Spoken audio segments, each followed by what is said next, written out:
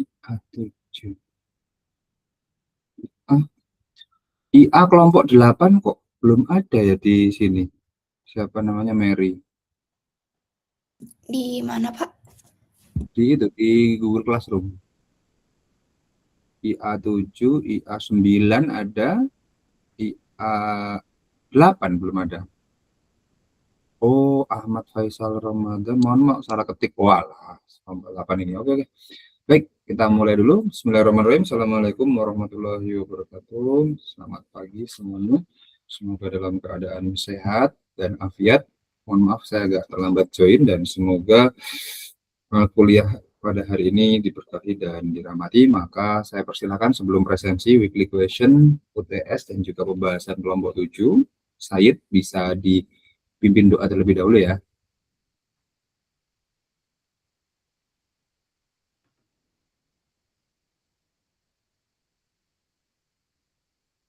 Halo, Said, silahkan. Fokusnya ada, Pak. Ya, mau kamu pakai Fokusnya ada. teks atau tidak? Terserah. Atau sehafalnya boleh.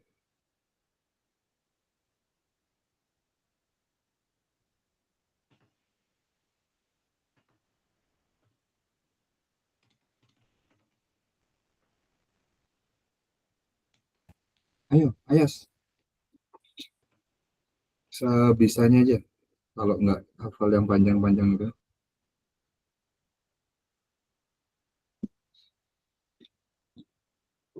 Halo, Ayas, bisa?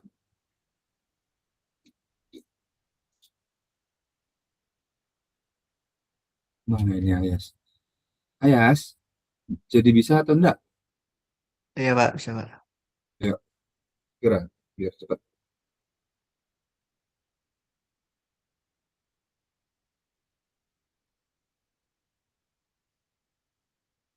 Sebelum kita mulai kelas, alangkah baiknya kita membaca doa terlebih dahulu.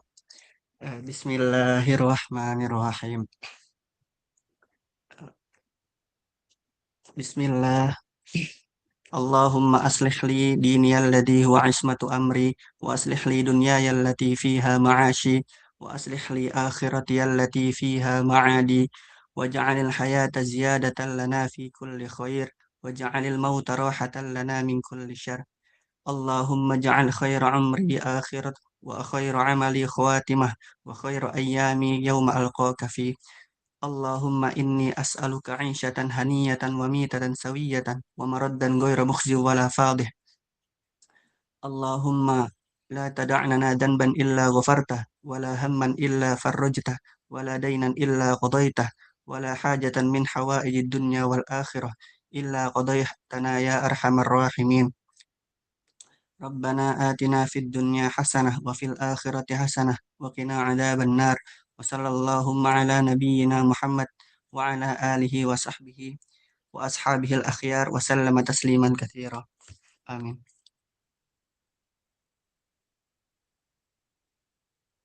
Oke, terima kasih, Said. Oke, untuk presensi. Oh ya, di sini saya sudah menjelaskan ini belum tentang intermediasi keuangan dan kebocoran sistem keuangan. Sudah atau belum ya, Mary? Ingat saya belum, Pak. Belum, baik. Oke, nanti semoga cukup waktunya. 7 dan 8 ya. 7, kelompok 7 sudah menjawab, tapi belum saya bahas gitu kan, kelas ini. Iya, Pak. Oke, berarti saya 2 kali membahas, kelompoknya 1 kali. Baik, sudah terlihat weekly question. Ini tadi saya melihat yang mentargetkan nilai maksimum lebih banyak jumlahnya dibanding kelas IB. Betul ya, Mary ya? Kalau kita bandingkan yang mentarget maksimum ada 1, 2, 3, 4, 5, 6. Ada 6 orang. Sebentar, ada orang screen.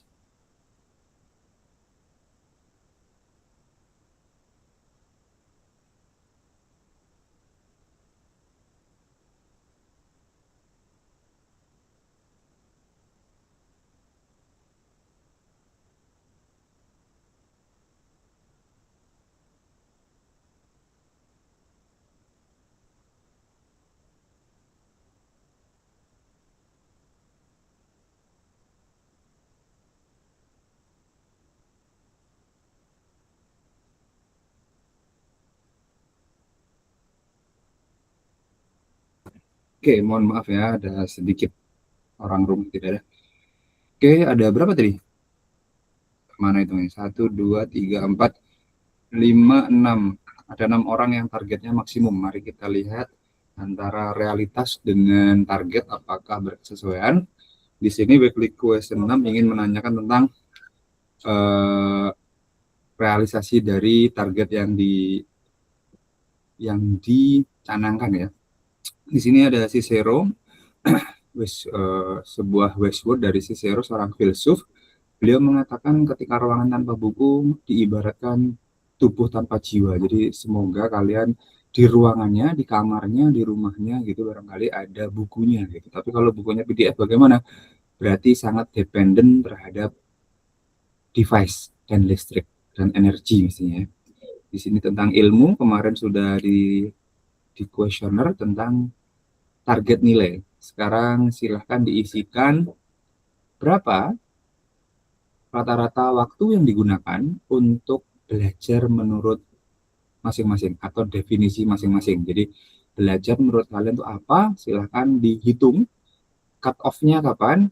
Semester ini. Jadi selama semester ini silahkan kalian menghitung diri berapa sih waktu kalian itu yang dialokasikan untuk belajar, karena semuanya di kelas ini adalah pelajar gitu. Sehingga waktu belajar harusnya dominan. Ini Mary, silahkan di screenshot boleh untuk dijadikan opsi ya. Jadi ada di mana, interval berapa, apakah antar semester mengalami kenaikan atau sama aja gitu. Karena ada sebuah hadis yang mengatakan orang yang merugi adalah yang ketika harinya tidak lebih baik dari kemarin. Jadi kalau dari semester ke semester intervalnya sama bahkan justru menurun, berarti pelajar ini merugi kan gitu. Kemudian ini contoh jawabannya, kolom 1 berapa intervalnya, kolom kedua seberapa yakin atau degree of confidence-nya berapa. Oke, kemudian yang kedua yang bisa dikomparasi bukan rupiah tapi persentase atau rasio.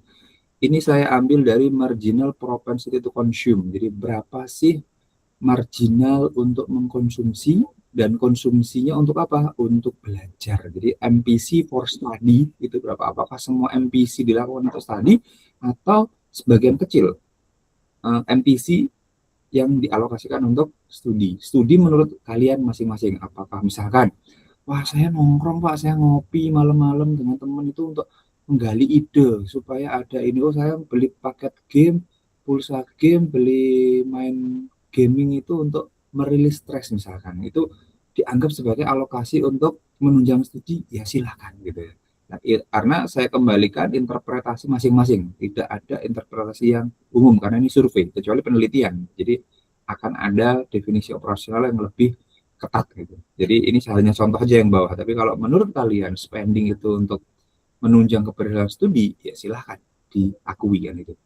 Ini persentasenya saya buat intervalnya sesuai kaidah perhitungan yaitu 9 ya, 9 atau 10 lah. Oke, seperti itu. Silahkan diisikan waktunya mengisi dan menghitung, karena ini berhubungan dengan masing-masing, tidak mengarang, tidak berpikir keras, cukup mengingat-ingat apa yang sudah kalian lakukan atau roughly itu adalah kasarannya berapa, maka saya harap bisa lebih cepat ya. Silahkan diaktifkan fitur raise hand-nya. Sorry, ketika saya panggil. Oke, bentar. Oke, Mary, terima kasih reminder-nya.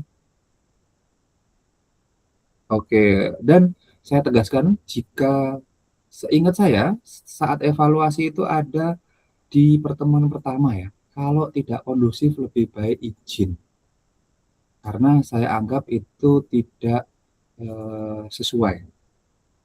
Sebentar, ini kita sepakat di pertemuan ya, ini saya sudah warning, wanti-wanti, betul ya.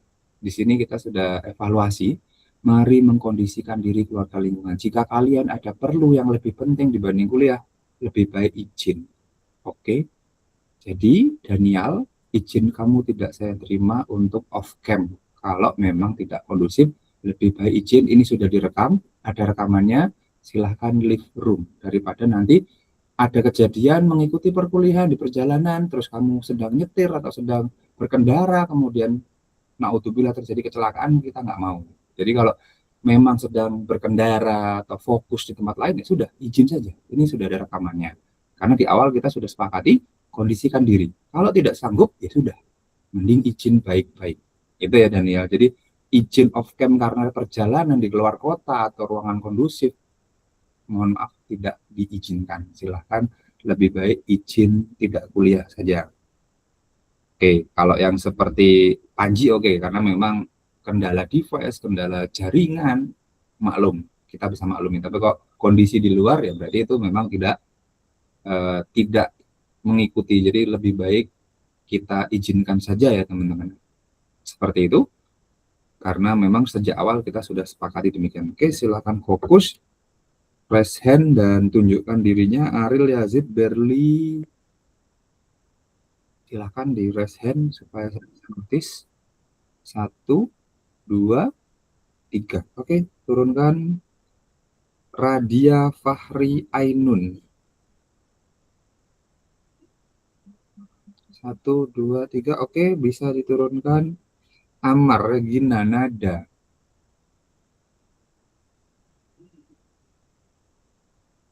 Amar Regina Nada yang tidak ada. Amar, ada keterangan Mary? Amar kemana? Nggak ada Pak untuk Amar. Nggak ada ya. Oke, baik. Oh iya ya, saya belum mengupload ini ya. Belum mengupload catatan harian kalian setengah semester yang lalu ya. Ya termasuk Amar ini sepertinya banyak catatannya dia. Jadi mohon diwanti-wanti. Nai Ara Tala ada? Nai Tarala. Oke, turunkan. Rasha. Oke, sudah turunkan. Ayas, Panji, Arafel. 1, 2, 3. Oke, turunkan. Vira, Fayas, Ian. Satu lagi, Fayas ada keterangan Mary. Fayas hadir. Oh, ini. Maaf, nggak kelihatan. Hakim Mary Faiz. Ya, diturunkan. Ian bisa turunkan. Vira bisa turunkan. 1, 2, 3. 1, 2, 3. Oke, bisa diturunkan. Zahra, Ella, Faisal. Oke, bisa diturunkan. Sarif, Siva, Aca. Oke. Saya mengikuti gayanya Khairul dan Sarif edisi online gitu ya. Sarif ya. Desita, Al, Naufal.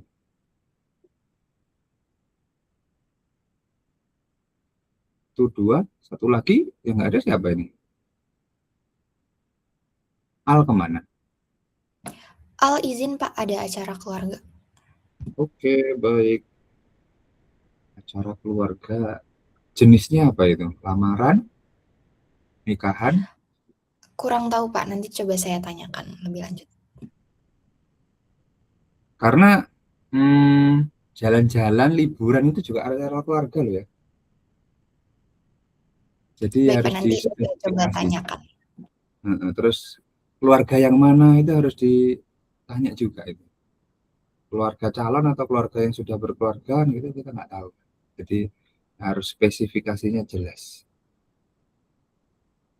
Karena kalau acara keluarga itu mencurigakan.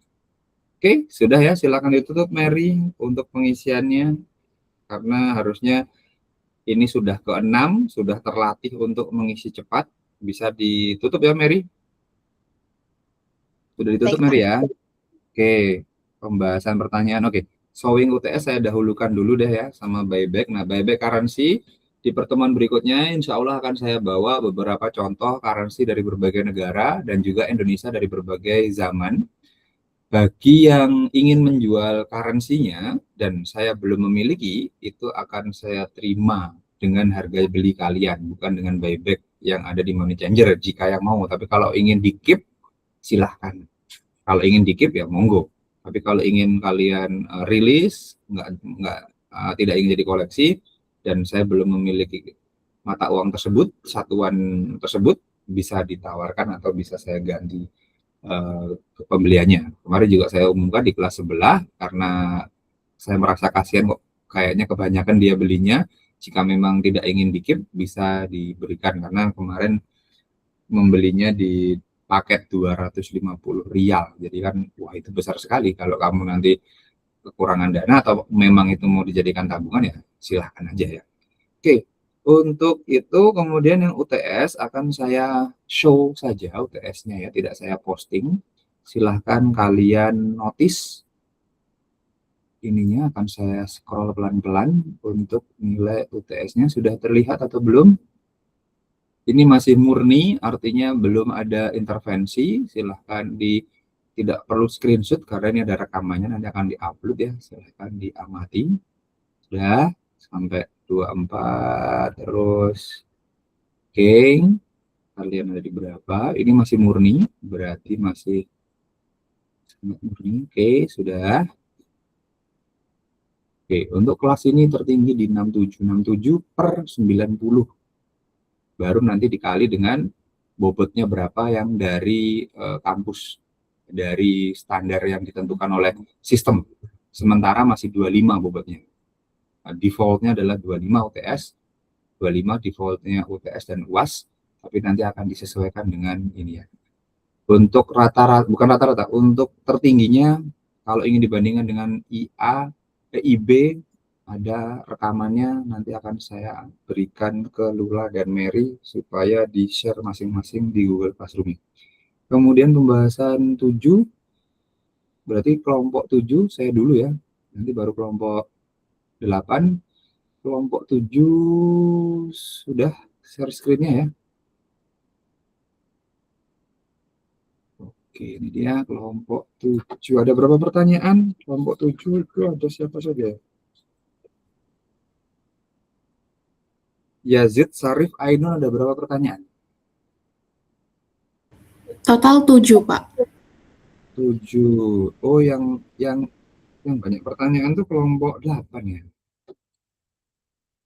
Oke, wait. Pertanyaan di luar panelis. Oke, 3. Nah, ini jawaban-jawabannya ya. Baiklah. Jawabannya kok kecil-kecil ya. Saya instruksinya kalau tidak salah untuk jawaban 1 pertanyaan dan jawaban 1 slide minimal. Maksimal boleh banyak. Oke, kita mulai dari Faisal. Sistem keuangan Islam diklaim oke, bebas spekulasi, namun juga menghantam bank syariah yang tidak langsung terlibat. Oke. Kalau sistem Islam bersifat relatif, bukan absolut, selama ini masuk. Oke, penjelasannya untuk Faisal seperti ini. Yang terjadi di 2008, saya tanya balik, apakah Bank Islam bebas bunga?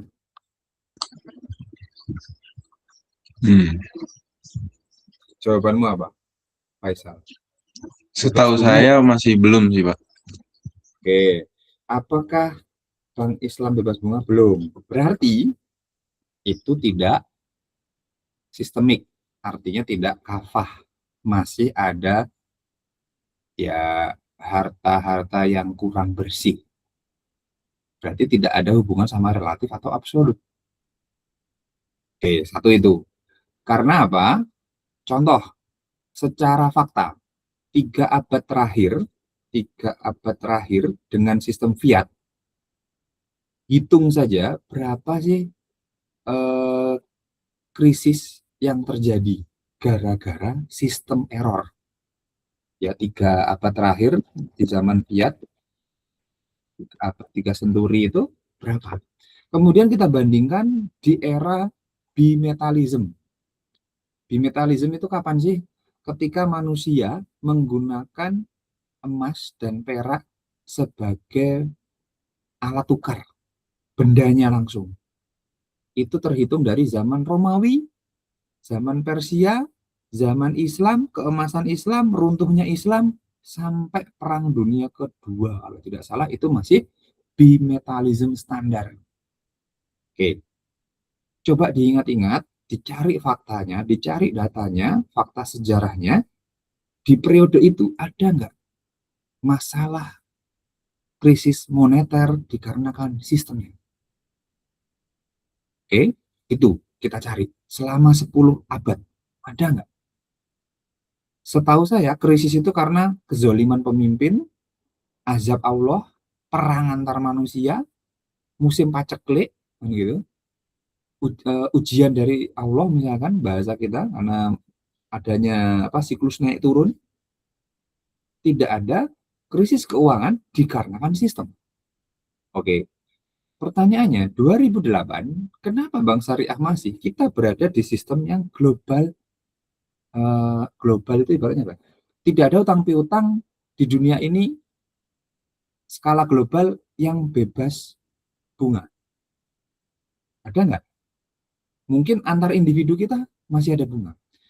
Pertanyaannya seperti ini, sederhananya kenapa sih sistem bunga itu error? Kemarin di kelas 11 saya menjelaskan seperti ini. Coba saya coret-coret ya. Seandainya ada dua ya, ada debt dan ekuitas. Kalau dalam pengembangan bisnis, sekiranya saya pinjam-meminjam dengan Faisal dengan metode utang, kord gitu ya, yang syar'i, atau enggak yang konven. Utang piutang konven tanpa bunga gitu Pak. Pak, saya pinjam 10 juta untuk modal. Oke, boleh nggak dalam Islam? Boleh, tanpa bunga. Berarti balik harus berapa? 10 juta. Pasti nggak sih itu utang tuh pasti, certain ya, suatu kepastian. Kemudian dipakai untuk usaha. Apakah usaha Faisal itu selalu menguntungkan? Uncertain. Belum tentu, Pak. Belum pasti untung. Secara nalar manusia, berarti Faisal membayar kepastian utang dengan ketidakpastian hasil keuntungan. Kira-kira logis nggak sih? Dua hal ini, minjem ke saya pasti harus bayar karena itu utang, meskipun tidak ada bunganya, meskipun syariah, gitu. Kemudian ketika dengan modal tersebut digunakan untuk usaha. Pertanyaannya, apakah usahamu selalu untung 100% atau 50-50 atau bisa jadi rugi, bisa jadi untung? Kan tidak pasti. Berarti sesuatu yang tidak pasti, ketemu sesuatu yang pasti, itu sudah aneh. Oke, nanti kita bicara bagaimana sistem syariah. Pasti dengan pasti, tidak pasti dengan tidak pasti, kan gitu. Harusnya kan seperti itu ya. Kita paham sebuah hukum kausalitas. Jadi sesuatu yang tidak sama pasti akan menjadi sebuah error. Kecuali jangan diibaratkan dengan hubungan pernikahan, hubungan biologis, itu beda urusan. Ini kan akad muamalah ya, tentang transaksi. Jadi saya tidak membahas tentang Pak, beda itu bisa sama. Oke. Kemudian cukup ya. Jadi apakah ketahanan sistem Islam bersifat relatif? Lah, sistemnya masalahnya tidak 100%. Ketika sistemnya itu tadi fakta sejarah, maka sistem Islam yang kafah bagus. Yang setengah-setengah gimana? Ya, sesuai dengan kadar keimanan atau ibaratnya gini, ketika seseorang itu sebentar ya, saya ada interupsi sebentar ya.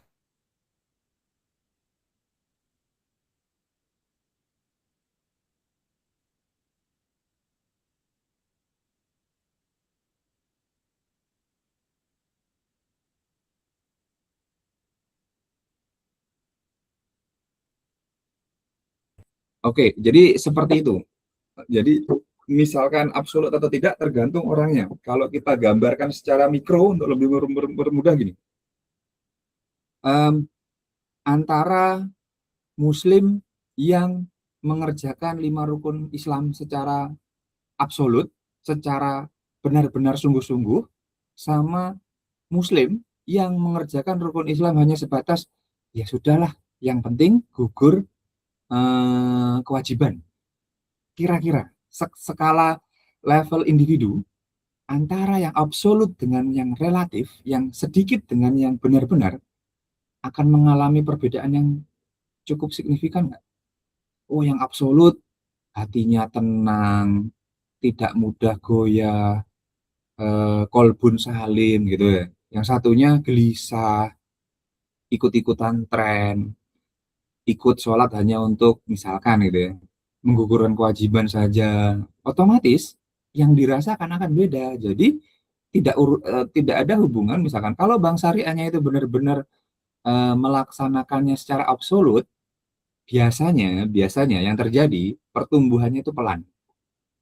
Beberapa bank yang menjaga kesyariahan pertumbuhannya memang tidak semasif yang agak apa ya, agak menerabas rambu-rambu kan, gitu, bahasanya gitu ya. Jadi pertanyaannya apakah ini membuktikan bahwa ketahanan sistem? Nah, silahkan dibuktikan saja. Karena terbukti zaman bimetalis, meskipun itu tidak diklaim sebagai keuangan syariah, nyatanya saat Rasulullah diutus, saat Rasulullah hidup, beliau tidak mengganti itu emas dengan benda lain, ya tetap menggunakan punyanya Romawi, tetap menggunakan alat tukarnya Persia tanpa merubah. Artinya ya sudah, berarti itu termasuk hadis ya. Kenapa hadis? Hadis Rasul itu kan ada yang ucapan, persetujuan, diamnya, perbuatannya, dan juga cerita dari orang-orang. Nah, ketika Rasulullah menggunakan alat tukar emas dan perak, berarti menggunakan alat tukar emas dan perak itu sudah disetujui oleh Rasulullah tanpa ucapan. Karena apa? Beliau melakukan transaksi dengan mata uang, produknya Romawi dan produknya Persia. Pertanyaannya, apakah ada hadis selain bukti itu yang kita harus ganti, harus tempel? Itu kan ijtihadnya para sahabat ketika untuk kedaulatan Islam sudah kuat, maka ayo kita lebur, kemudian kita cetak lagi dengan nama kekhalifahan Islam gitu. Tapi kan esensinya adalah ternyata penggunaan alat tukar ini disetujui oleh Rasulullah sampai dengan berikutnya, dan kita bisa lihat ternyata Islam tidak membuat baru, melainkan ya melanjutkan apa yang sudah dilakukan syar'u man qoblana lah bahasanya ya. Jadi syariat yang turun sebelum Nabi. Otomatis nabi-nabi di zaman dahulu sebelum Rasulullah, alat tukarnya itu ya rata-rata emas dan perak. Buktinya apa? Harta karun digambarkan dalam bentuk emas, koin-koin emas kan. Kalau kita cek harta karun gitu, Qarun's wealth. Lah Qarun itu zaman siapa? Zamannya Musa. Berarti di zaman itu memang ya sebuah tolak ukur, alat untuk menyimpan kekayaan, bertransaksi sesuatu yang berharga itu ya logam mulia tadi. Jadi ketahanan sistem bersifat relatif atau tidak ya tergantung seberapa kafah, seberapa bahasa kafah itu apa? Seberapa serius menggunakannya. Jadi ketika absolut berarti itu kafah. Kalau masih relatif berarti masih ada hal-hal lain yang belum bersih gitu, atau masih ada hal-hal lain yang belum sesuai, atau jangan-jangan kurang pas gitu. Oke, gitu ya. Jadi itu bukan membuktikan, tapi lebih kepada ada apa dengan bank syariah? Kenapa jika tidak ada hubungan dengan subprime mortgage, tidak ada hubungan dengan utang piutang, kok masih terdampak dengan krisis 2008? Oke, gitu ya. Jadi ada integrasinya tidak? Oke, saya rasa itu ya Faisal ya. Jika ada pertanyaan lagi silahkan raise hand atau nanti bisa diskusi di kelas lebih lanjut jika kurang ya. Oke, kemudian Desita, moral. Desita ini dari mana sumbernya?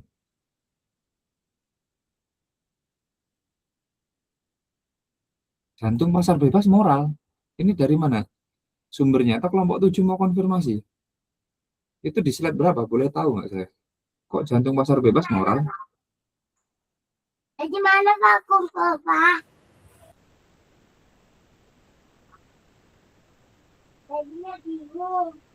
Di mana? Ada kelompok 7 atau kelompok ini? Boleh nggak dikasih tahu di sebelah mana itu?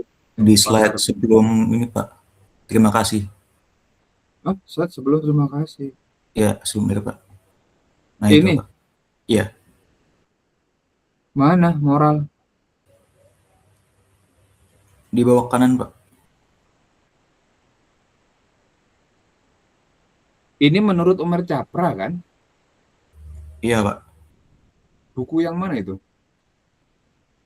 Itu buku yang dikasih Bapak yang direferensi Pak. Yang Gemma Insani itu? Iya. Oke, oh ini pasar bebas yang Islami toh sudah, saya pikir yang konven. Oke, baik. Berarti ini yang ditanyakan jantung pasar bebas yang Islami. Itu Desita ya maksudnya ya?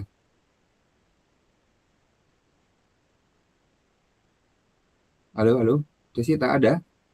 Ada Bapak. Lah pertanyaanmu itu sudah terjawab di slide kok, kenapa ditanyakan? Itu, karena tanpa moral akan muncul bla bla bla, udah. Iya kan? Pertanyaannya, Apakah sistem telah berjalan dengan sehat itu? Jawabannya, ya tidak, karena akan muncul, nah itu, karena tanpa moral akan muncul, dah. Oke? Terjawab toh? Sudah Bapak, terjawab. Iya. Makanya saya bingung. Kalau memang sudah ada di slide yang sudah dijelaskan, kenapa ditanyakan? Oke. Yang akan saya bahas, pasar bebas, yang saya tambahkan ya, pasar bebas menurut Islam dan menurut konvensional memiliki perbedaan. Oke lah, Bapak Umar Capra mengatakan demikian. Oke, ada benarnya.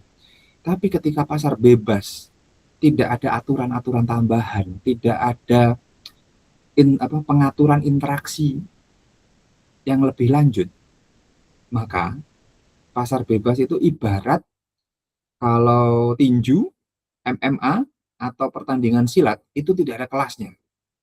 Yang kelas berat, Mike Tyson ketemu dengan petinju Indonesia. Habib Nurmagomedov ketemu MMA Indonesia. Oke, kelasnya beda. Kemudian kalau diibaratkan silat, sabuk hitam ketemu sabuk yang baru-baru itu, putih atau apa, atau kuning itu. Kira-kira apa yang terjadi? Berantakan. Ketika pasar bebas-bebasnya tanpa ada pengaturan yang lebih lanjut, itu yang terjadi di pasar bebas konvensional, di mana usaha besar bersaing dengan usaha kecil, otomatis usaha kecil kalah. Kita sindir sedikit tentang SPPG, yang bisa mensuplai dengan harga yang ditentukan oleh dapur MBG, kira-kira UMKM bisa nggak bersaing dengan segala syarat yang sulit? Bisa nggak UMKM masuk ke Indomaret, Alfamart untuk nangkring di etalasenya ketika tidak ada pembagian kelasnya? Bisa nggak KBMI 4 bersaing dengan KBMI 1? Itu pasar bebas konvensional tanpa aturan seperti itu. Ibaratnya kalau dianalogikan yang lain, pertandingan sepak bola tanpa liga. Klub di Liga Eropa, let's say Jerman, Italia, Spanyol, kemudian Inggris, ketemu sama liga lokal Malang, misalkan. Liga Indonesia yang B, ya hancur. Nah, dengan adanya, mohon maaf nih, kalau mungkin ya, ini saya belum membaca keseluruhan, Umar Capra, oke, pasar bebas harus ada dengan moral. Artinya apa?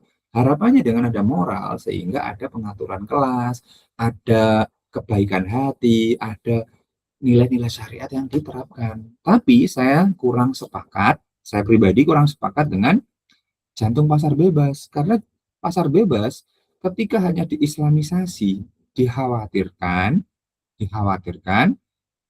orang-orang yang diislamisasi tadi masih ingin kembali lagi menggunakan sistem yang lama.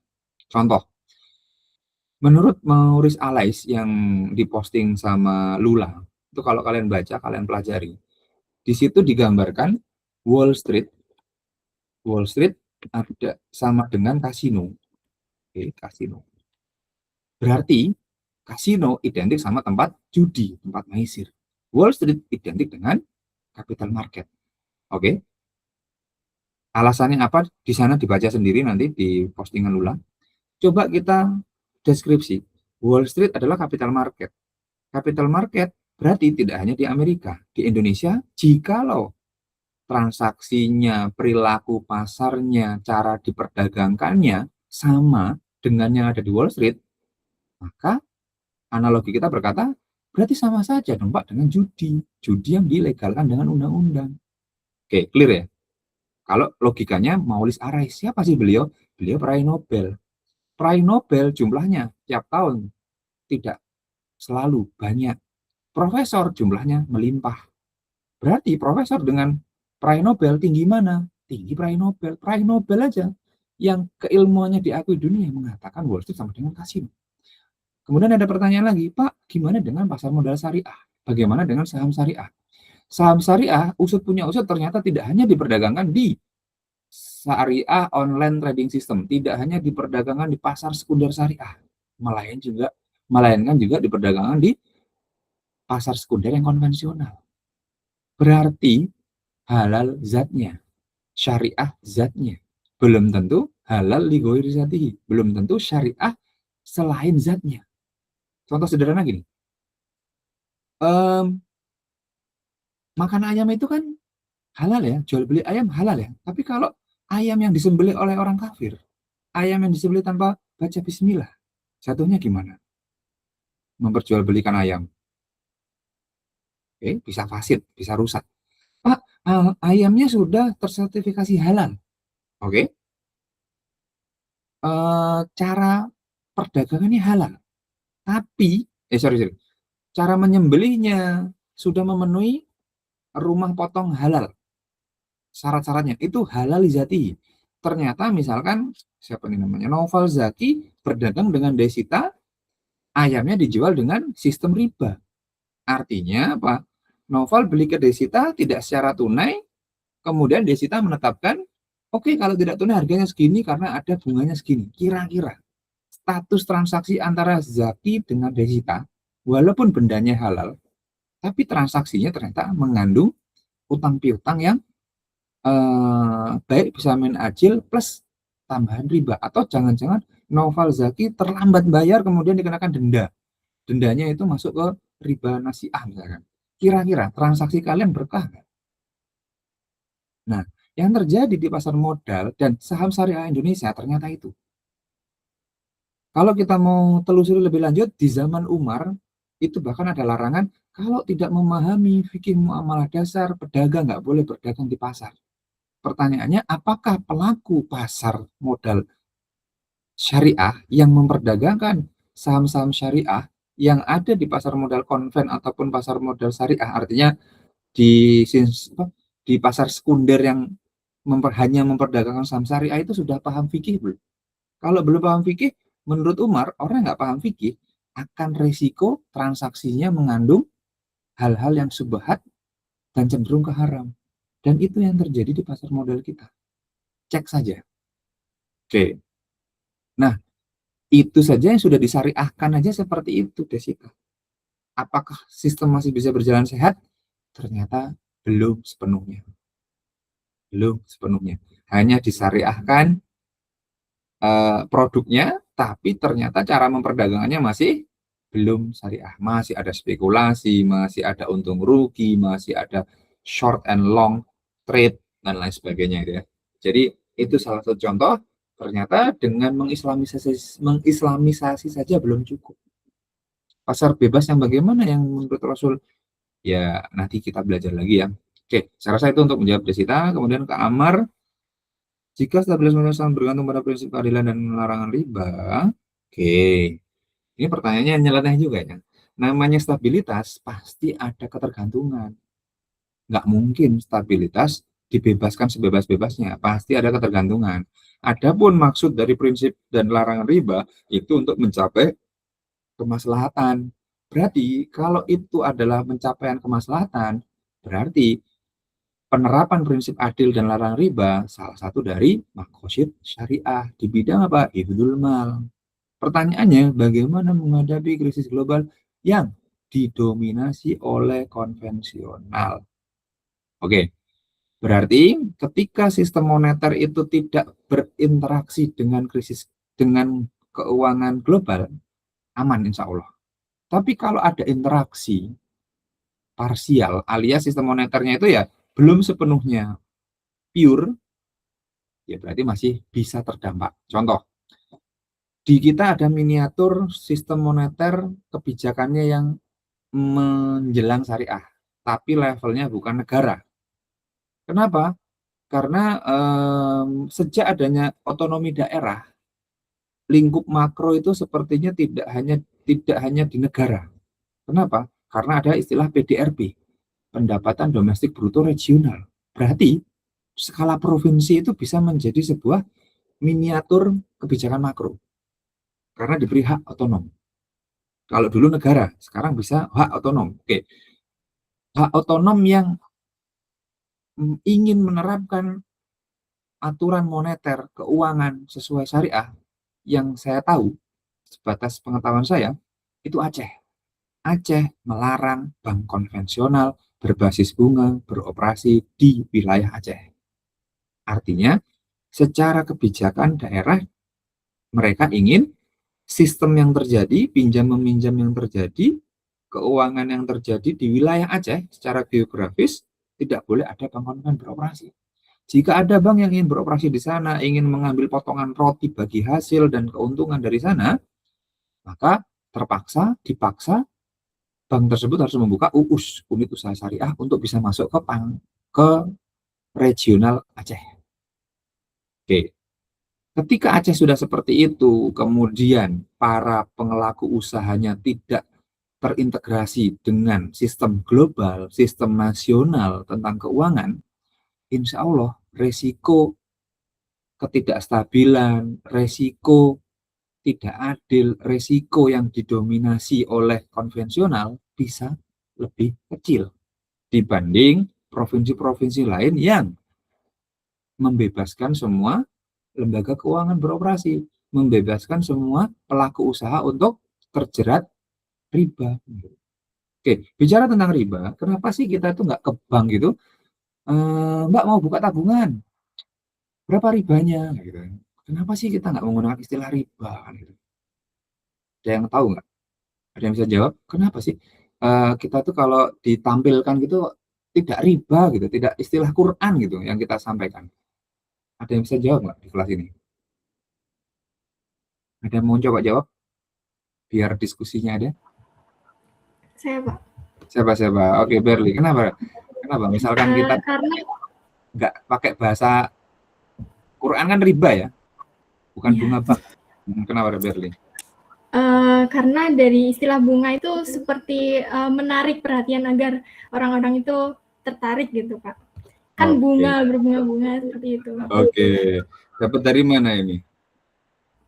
Kemarin Inspirasinya. sempat dijelaskan oleh Pak Anas kalau nggak salah. Oke, good. Berarti memperhatikan kelas orang lain. Ada lagi yang lain?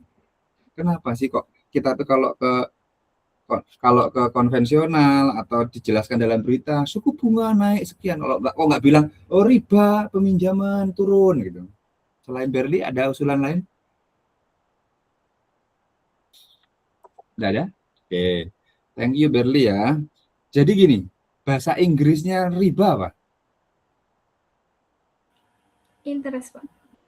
Interest. Artinya Menarik. kan ya, ketertarikan. Nah, itu bentuk dari tipu daya setan. Oke. Ini ada yang sudah nikah belum? Ada yang sudah nikah? Belum. Oke, nanti yang sudah nikah coba dibandingkan. Enak menjalani kehidupan dengan yang halal atau menjalani kehidupan dengan yang belum halal gitu. Dirasakan aja ya nanti ya. Oke, kita clear all. Oke. Interest, thank you. Interest gitu ya. Tertarik. Ini bentuk dari penyamaran sesuatu yang dilarang oleh Allah gitu. Termasuk ya ayyuhal kafirun. Itu kan bahasa paling indah ya. Kenapa kul ya ayyuhan non muslim kan nggak bisa. Kenapa manusia memanggil non muslim padahal bahasa Qur'annya itu kafir kan gitu. Ya, kita perlu edukasi lah. Interest, bunga gitu kan, suku bunga gitu. Bahasa Arabnya apa? Ada yang tahu nggak? Faidah. Inilah ya. Faidah, manfaat gitu. Jadi riba yang diharamkan, yang diajak perang itu disamarkan dengan kata-kata yang indah, dengan kata-kata yang menggiurkan. Berarti kan Al-Hadid ayat 20 benar gitu. Wamal hayatud dunya illa mataul ghurur, dan kehidupan dunia itu hanya senda gurau, senangan dan kesenangan yang menipu. Nah, di sini larangan riba tadi hubungannya adalah ya ada godaan-godaan lain yang membuat sesuatu yang riba tadi menjadi sesuatu yang menarik, indah, berfaedah gitu. Jadi disamarkan oleh agen-agen akhirat, agen-agen neraka gitu. Jadi kalau kalian tergiur dengan istilah-istilah tadi, berarti semakin membenarkan dan dunia itu adalah kesenangan yang menipu. Wamal hayatud dunya illa mataul ghurur, Al-Hadid 20 kan gitu di akhirnya gitu. Jadi pertanyaan bagaimana sistem menghadapi krisis? Ya, kalau ingin menghadapi krisis global, jangan terintegrasi dengan sistem keuangan global. Pisah, gitu. Supaya nggak kena krisis. Contoh, Pak, skala individu bagaimana gitu? Kita individu nih, ya jangan kalian berinteraksi dengan sistem keuangan global yang didominasi oleh riba-meriba atau ngeri banget gitu. Ngeri banget. Kalau diguyoni gitu, ini riba, ini tambah ini tambah nge, ini jadi ngeri banget. Bahasa Indonesia ini unik juga ya, riba bisa jadi bahasa yang lucu. Jadi, intinya, jika ingin mengurangi apa ya dampak, ya kurangilah interaksi atau keterkaitan dengan sistem keuangan yang global gitu. Kalau kalian tanya saya pakai bank nggak ya, saya pakai bank konven 2 karena itu memang sistem yang dari kampus kan gitu. Dari kampus membuat 2 sistem itu. Cuman ada opsi untuk berpindah, akhirnya satu bank saya pindah ke syariah. Meskipun syariah memang dalam prakteknya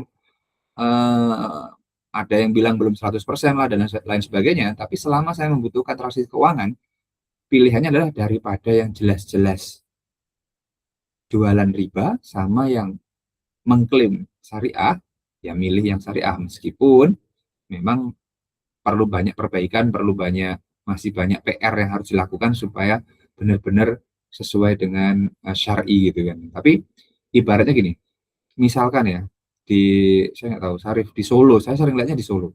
Ada warung kalau kita naik kereta gitu, sate anjing, sate babi gitu kan.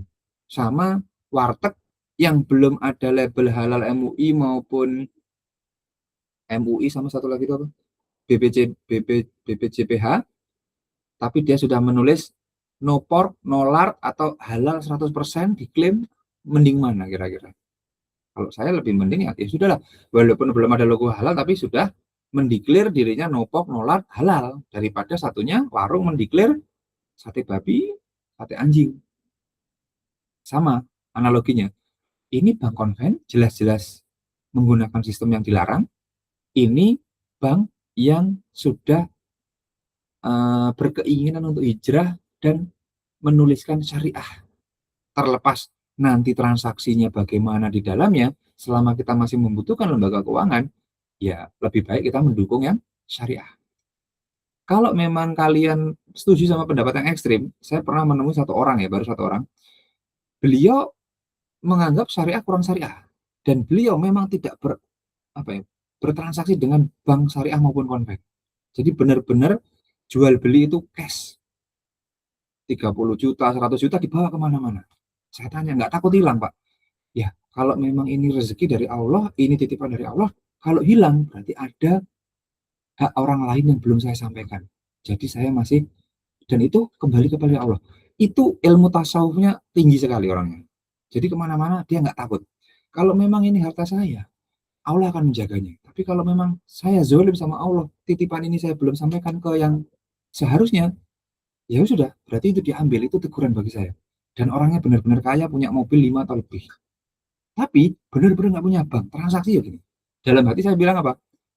Ya Bapak ini orang yang ingin syariah tapi kejebak sistem. Kenapa? Tetap menggunakan mata uang fiat. Gitu. Ya itu beda urusan ya, karena dia mau menggunakan emas juga tidak lazim pada zamannya. Gitu.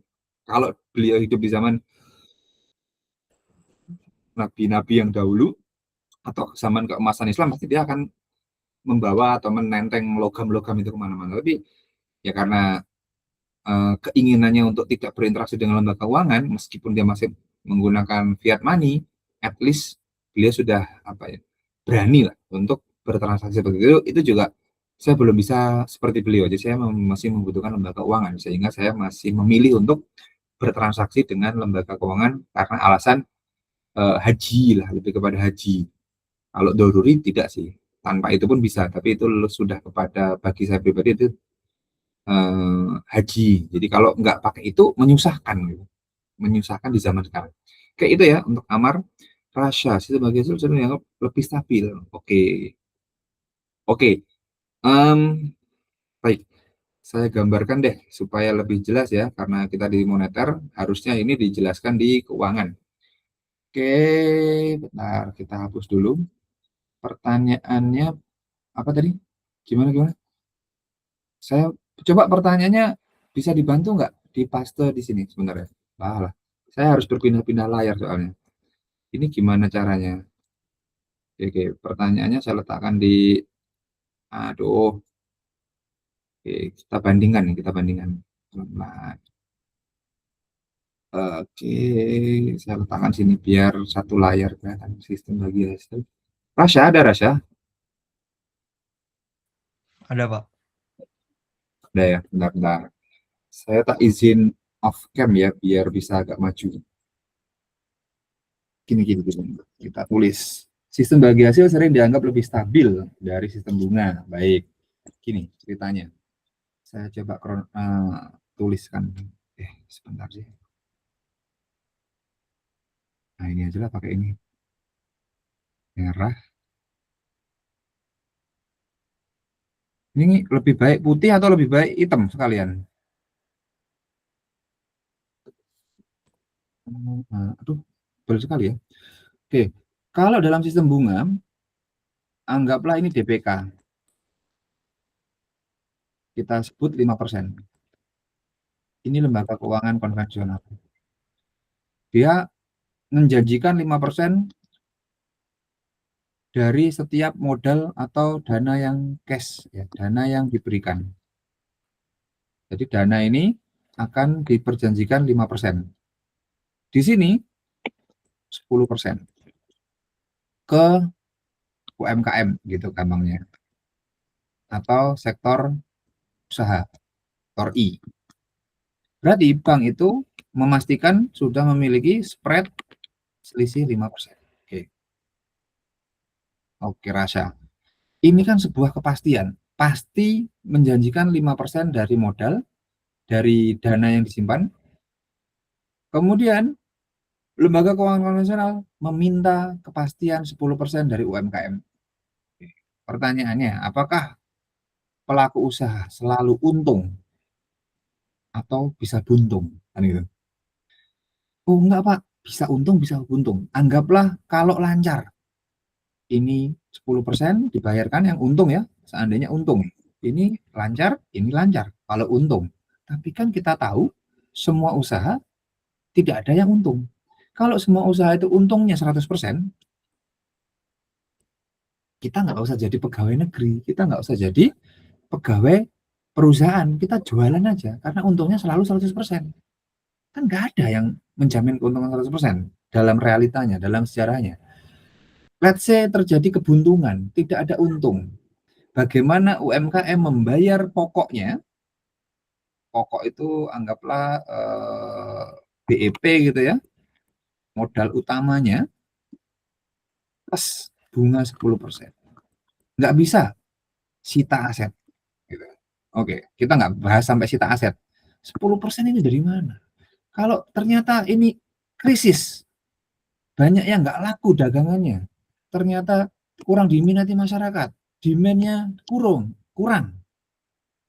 Otomatis satu UMKM tidak bisa bayar ke ini. Bang, bayar ke sini gimana?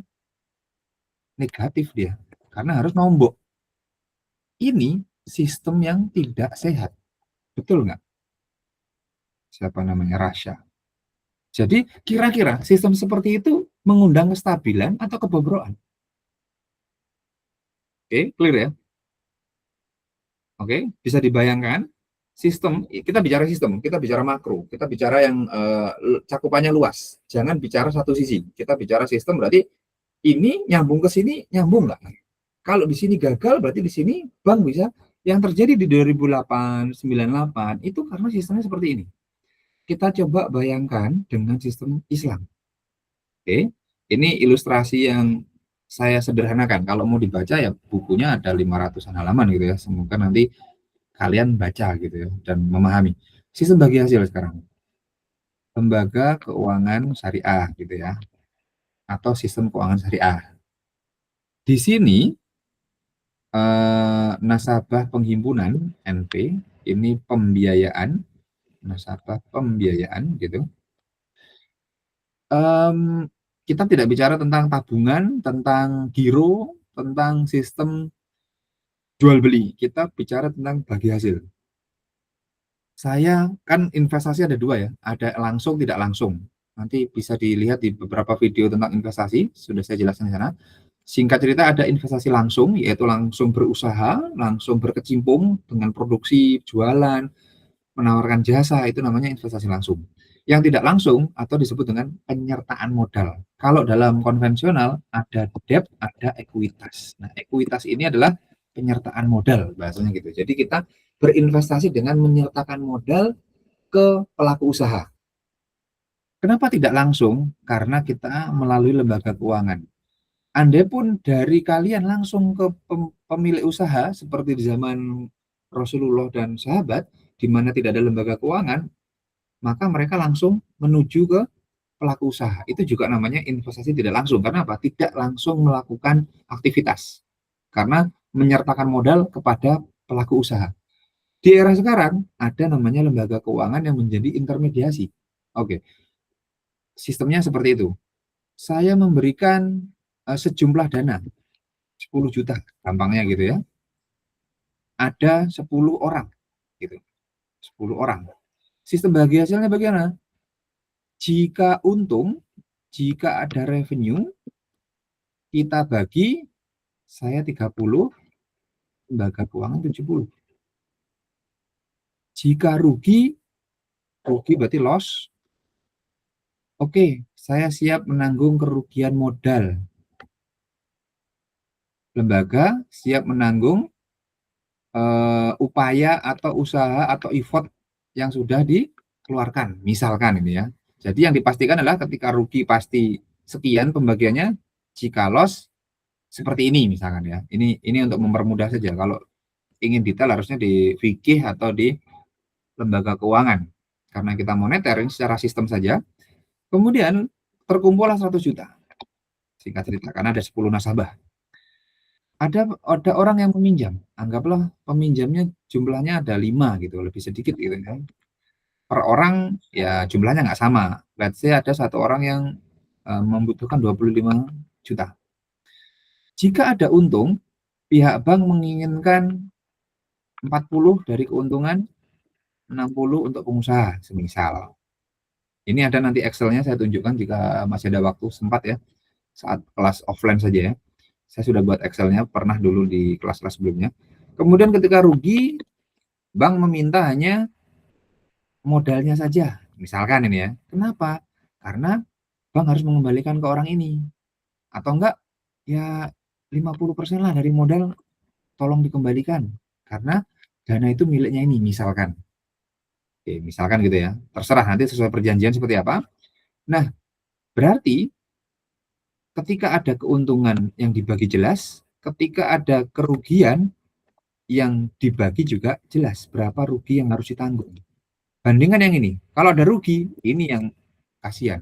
Ini nggak mau tahu karena ada barang jaminan. Ini juga nggak mau tahu. Berarti certainty, uncertain. Aneh.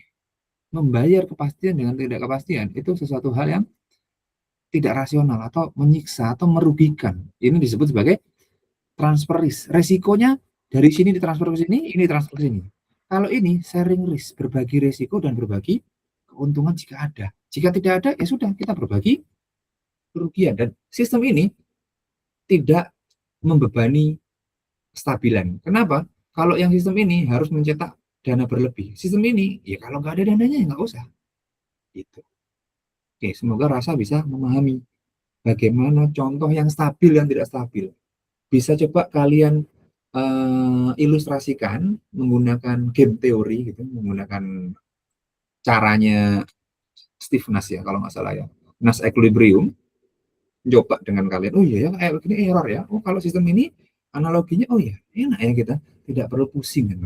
Oke, contoh. Kemarin ada juga yang bertanya ke saya gini, model edukasi atau apa peran yang bisa kita lakukan Pak untuk merubah masyarakat kan gitu. Kalau menggunakan rumus A, B, C, kemudian masyarakat tidak berubah, kita pusing, berarti kita menyalahi sunatullah. Tapi karena saya mengajar di kelas konvensional, artinya kelas EKP, banyak berbagai macam agama, saya menggunakan istilah-istilah yang lebih mudah dipahami mereka. Singkat cerita, saya gambarkan, misalkan ini, ketika seorang dosen sudah mengajarkan effortnya bagus, nilai nggak bagus gitu, nilainya nggak A semua terus stres, berarti menurut saya itu salah. Salahnya apa? Loh, paham tidak paham, tambah pinter nggak tambah pinter, itu semuanya kekuasaan Allah. Kalau bahasanya Elon Musk, higher entity. Bahasanya Adam Smith, invisible hand. Oke? Bahasanya orang awam, kehendak Tuhan. Kalau bahasanya Muslim, kodratullah. Sesuatu menjadikan kalian itu pinter, nilainya A, itu kehendak Allah, bukan kehendak saya. Jadi tugas saya hanya mengajar dengan effort yang sungguh-sungguh. Seandainya sekelas C semua, B semuanya nggak usah sedih. Kan itu kehendak Allah. Artinya seberapa mau. Kalau toh mereka nggak mau berubah, mereka nggak bisa berubah, ya nggak usah stres. Karena ibaratnya gini, kita memberitahu orang, tugas kita kan watawasau bilhaq, watawasau sabr. Sudah, berubah nggak berubah bukan urusan. Kenapa? Kalau berubah nggak berubah, dipikirkan, itulah sumber stresnya masyarakat. Contohnya gini, kalau orang kan misalnya gini, rumusnya gini, dana yang dikeluarkan segini, kenapa hasilnya nggak segini? Itu kan hitung-hitungan orang-orang yang menggunakan metode kuantitatif banget ya, ekonomi dan sebagainya, memforecast ekonomi nggak berubah, stres. Nah, kalau seperti itu dilakukan oleh para nabi, nabi yang paling stres itu Nabi Nuh. 1000 tahun dakwah, cuma 27 yang ikut. Belum tentu setahun itu ada satu orang yang ikut. Apa nggak stres itu Nabi Nuh? Jadi, metode atau model yang paling bagus itu modelnya Nabi, ya sudah. Nyampaikan aja. Nggak ada yang ikut, nggak usah sedih, ya sudah. Karena apa? Ada invisible hand dalam bukunya Wealth of Nation, ada istilah higher entity oleh Elon Musk, kemudian ada kehendak Tuhan kalau dalam orang awam, dan kita kayak kalau kita bicara kodratullah, ya sudah.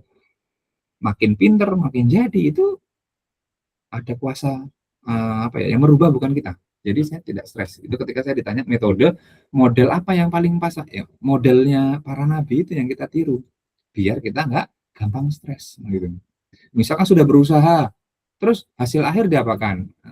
Sudah ikhtiar, tawakal, didoakan. Misalkan tidak berhasil, ya sudah, ikhlas. Nggak berhasil kok stres, ya berarti kita ikut campur pada sesuatu yang bukan ranah kita. Makanya menjadi apa ya? Menjadi beban pikiran seseorang itu, atau orang stres itu gara-gara seperti itu. Oke, kita lanjut dulu ya. Saya rasa cukup jelas ya tadi untuk penjelasannya. Kemudian Regina, bukan spin off. Spin off itu berpindah. Bank Syariah lahir. Sebentar. Enggak. Bank BSI itu tidak lahir dari spin off-nya bank konvensional ya. Ini informasinya, boleh tahu Regina dari mana?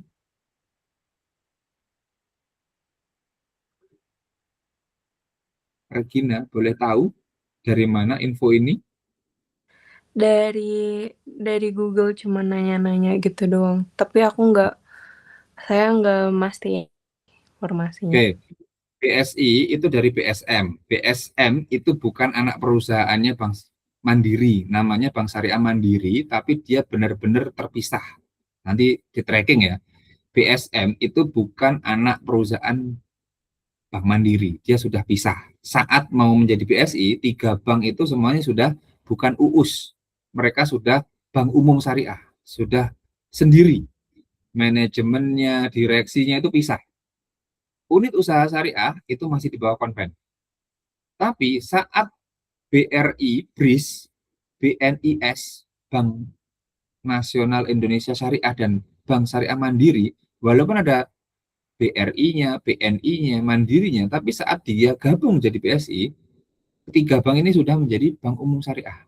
Sudah benar-benar terpisah secara manajemen, tidak menginduk kepada perusahaan induknya. Beda dengan Maybank, CMB, Bank Mega, Bank Jago, itu masih menginduk, itu masih unit usaha syariah. BSN, nah itu bank umum syariah baru. Oke, jadi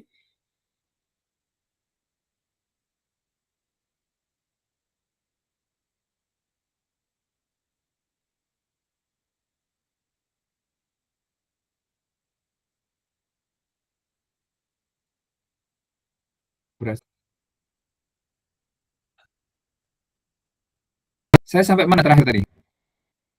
Sampai akan ada suatu zaman sudah? Belum, Belum, Pak. oke. Kenapa masih berbasis bunga? Kita berada di zaman yang diramalkan, bukan diramalkan ya, dinubuatkan. Nabi pernah bersabda, matan hadisnya saya tidak terlalu ingat ya. Intinya akan ada suatu zaman di mana orang Islam itu yang tidak ingin berinteraksi dengan riba akan terkena debunya. Nah, kita jangan-jangan ada di era itu, di era yang sama. Jadi ya ini upaya untuk merubah sistem gitu, sehingga kalau memang awalnya masih ada berbasis bunga, masih ada sisa-sisanya, berarti kita akan mengambil, tinggalkanlah, dan apa yang ada di kamu pokoknya ambil, yang sebelum-sebelumnya ya sudah, lupakan gitu, ya sudah. Nah, itu artinya kita berada di zaman itu. Perbedaan struktural yang nyata antara bank spin-off seperti ini? Kalau yang murni sejak awal itu bank muamalat, Aladin yang digital. Oke. Perbedaan strukturalnya nanti dilihat aja ya. Coba tanyakan di manajemen perbankan lah ya. Karena ini lebih ke teknis, kita bicara sistem moneter yang lebih luas cakupannya. Saya rasa ini lebih cocok nanti didetailkan di sana. Karena kalau saya detailkan di sini nanti khawatirnya akan agak offset keluar jauh gitu ya. Jadi kalau mengarah ke sistem saya akan jelaskan, tapi kalau mengarahnya lebih ke teknis manajemen perbankan, corporate finance, saya rasa itu nanti malah rancu ya. Jadi kalau secara struktural ya bedanya yang satu hijrah, yang satu born muslim. Dah kita aja wes, mudahnya ya. Umar itu lahirnya kafir, meninggalnya Islam. Itu contoh. Ustadz Safi Antonio, Felix Shaw, beliau adalah orang yang lahirnya bukan muslim, tapi menjadi pejuang di syariah. Yang lahir muslim siapa? Misalkan, saya kurang tahu ya, ya Adi Hidayat, Khalid Basalamah misalkan, nah, siapa lagi ya? Abdul Somad.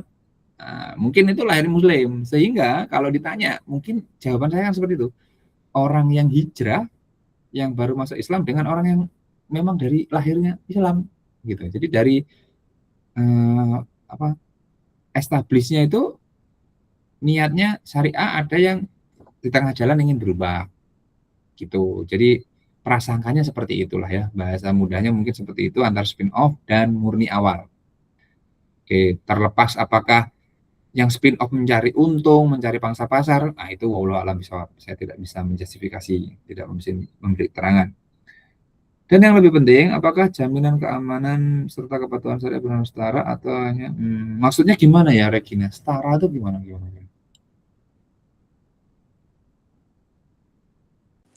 Jaminan keamanannya itu sama nggak sama bank syariah yang dari bank konvensional kayak gitu? Oh, antara anggaplah muamalah dengan BSI gitu. Kalau keamanan bagi nasabah, standarnya cukup LPS aja sih, Dek. Selama ada LPS, kalian ya sudah aman aja. Kalau memang kalian peduli dengan kepatuhan syariah, ya silahkan dilakukan analisis masing-masing. Bagi orang awam ya cukup ada DPS, ada fatwanya. Bagi orang awam itu udah menenangkan. Tapi bagi orang yang ingin mengetahui lebih lanjut, punya kapabilitas lebih, ya silahkan dilakukan analisis. Contoh, Pak, apa istilahnya itu, beli emas cicil tuh gimana? Nanya ke saya nih ya. Kalau Anda awam dan Anda mau tidak ambil pusing, ada fatwanya, ikuti aja fatwanya. Nanti kalau salah, ya ulama dapat satu, Anda nggak disalahkan.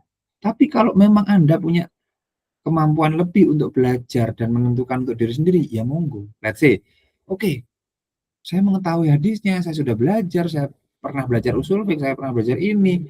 Saya memilih bagi saya tabungan emas dengan cicil itu kurang syariah. Ya sudah, bagi Anda pribadi itu boleh. Tapi jangan mengganggu fatwa orang. Kalau saya, selama ada fatwanya, ada MUI-nya, monggo aja diikuti. Pak, tapi ada ustadz lain yang gini. Lah, kembali lagi, Anda ingin mengikuti yang mana? Ingin bermadhab atau ingin mengikuti pendapat siapa? Yang penting ada pendapat yang diikuti. Bagi kita amannya gitu. Tapi kalau seorang mufti mereka harus berfatwa, yaitu yang berat PR-nya. Nah, tapi enaknya ketika salah sesuai syariah dapat pahala 1, ketika benar sesuai syariah dapat pahala 2, kan gitu aja kalau mufti. Tapi kalau bukan mufti ya nggak usah. Menurut saya selama ada fatwanya aman, ikuti aja. Tapi kalau mengikuti pendapat saya karena saya pribadi seperti ini, ikut-ikut ya monggo kan gitu. Jadi Islam itu mudah, jangan dipersulit. Aman apa tidak, standarnya LPS saja. LPS kalian ikuti, insya Allah aman. Oke, itu ya. Kemudian untuk nada, zakat wakaf disebut sebagai jaring pengaman, oke. Namun potensi tinggi, masih sangat kecil. Maksudnya gimana? Efektif solusi yang nyata itu gimana ya? Ini materinya apa kok bisa sampai zakat ya? Stabilitas. Oke, gimana? Nada boleh share nggak? Kok udah jam 11 aja ya? Itu loh Pak, kemarin kan Aidun ngejelasin kalau misalnya zakat dan wakaf itu sebagai jaringan jaring pengaman dari stabilitas ekonomi. Nah, tapi kalau misalnya potensi zakat nasional itu realisasi masih kecil, apakah zakat dan wakaf ini benar-benar jadi solusi nyata dari pengaman stabilitas ekonomi gitu? Oke. Ya sudah, berarti ibaratnya gini ya. Memang secara hakikat dia stabilitas nasional. Karena apa? Orang-orang yang kaya dipaksa untuk mengeluarkan. Berarti itu kan relevansinya dengan supaya harta tidak beredar di kalangan kaya saja. Itu artinya ya harta yang ngendap itu disalurkan. Tapi kalau diputar untuk kegiatan bisnis, otomatis ada zakat perdagangannya. Otomatis menggerakkan perekonomian. Ibaratnya gini, semisal aliran dana itu diibaratkan air. Kan liquid ya bahasanya, berarti kan sesuatu yang cair. Ketika air itu mengendap di kolam, di ember, berhari-hari, lama, setahun, mencapai nisab, melewati waktu nisab dan waktu haul, airnya rusak nggak? Keruh nggak sih? Dibanding kamu kasih filter muter. Ibaratnya investasi itu dikasih filter, airnya muter gitu. Oke, kemudian disalurkan. Nah, stabilitas itu seperti itu. Nah, potensinya gede, tapi nggak muter. Berarti bisa nggak sebagai efektif yang nyata? Ya nggak efektif dong. Karena apa? Ternyata potensinya besar. Realisasinya, anggaplah 800 liter airnya. Pakai filter kolam, filter akuarium yang kecil. 4 watt. Bersih nggak sih? 800 liter? Enggak. Kolam 3x3, tinggi 1 meter. Filternya cuma filter yang kapasitasnya 50 watt, ya nggak kuat, harus yang lebih besar. Nah, contohnya seperti itu. Ketika potensinya harusnya pakai filter yang besar, mutarnya pakai yang besar, dan realisasinya ternyata dibelikan filter yang kecil, ya tetap keruh. Tetap keruh artinya apa? Akan terjadi ketidakstabilan atau kemacetan alur dana tadi. Oke, jadi apakah instrumen benar-benar efektif? Sangat efektif kalau bisa terrealisasi. Yang menjadi pertanyaan saya adalah, kok bisa potensinya besar? Dari mana hitung-hitungannya? Apakah itu hanya muslim saja yang dihitung? Apakah sudah memperhitungkan tidak ada utangnya di sana? Kenapa? Salah satu syarat membayar zakat adalah tidak punya utang. Jadi utang dengan zakat itu berkorelasi negatif. Kalau kalian nanti bekerja, kemudian pengen menegakkan salah satu tiang agama zakat, karena kalau zakat fitrah kayaknya bukan tiang agama. Masa zakat fitrah 3 kilo ya, 2,5 sekian atau 1 mud dibayarkan individu dalam 1 tahun, itu menggerakkan perekonomian. Kok kayaknya zakat yang dimaksud untuk yang setara dengan tiang agama kayaknya bukan zakat fitrah deh, harusnya zakat mal. Karena apa? Coba bandingkan syahadat, ya kan? Sholat sehari 5 kali, haji nggak murah, apalagi puasa 30 hari dalam 1 tahun.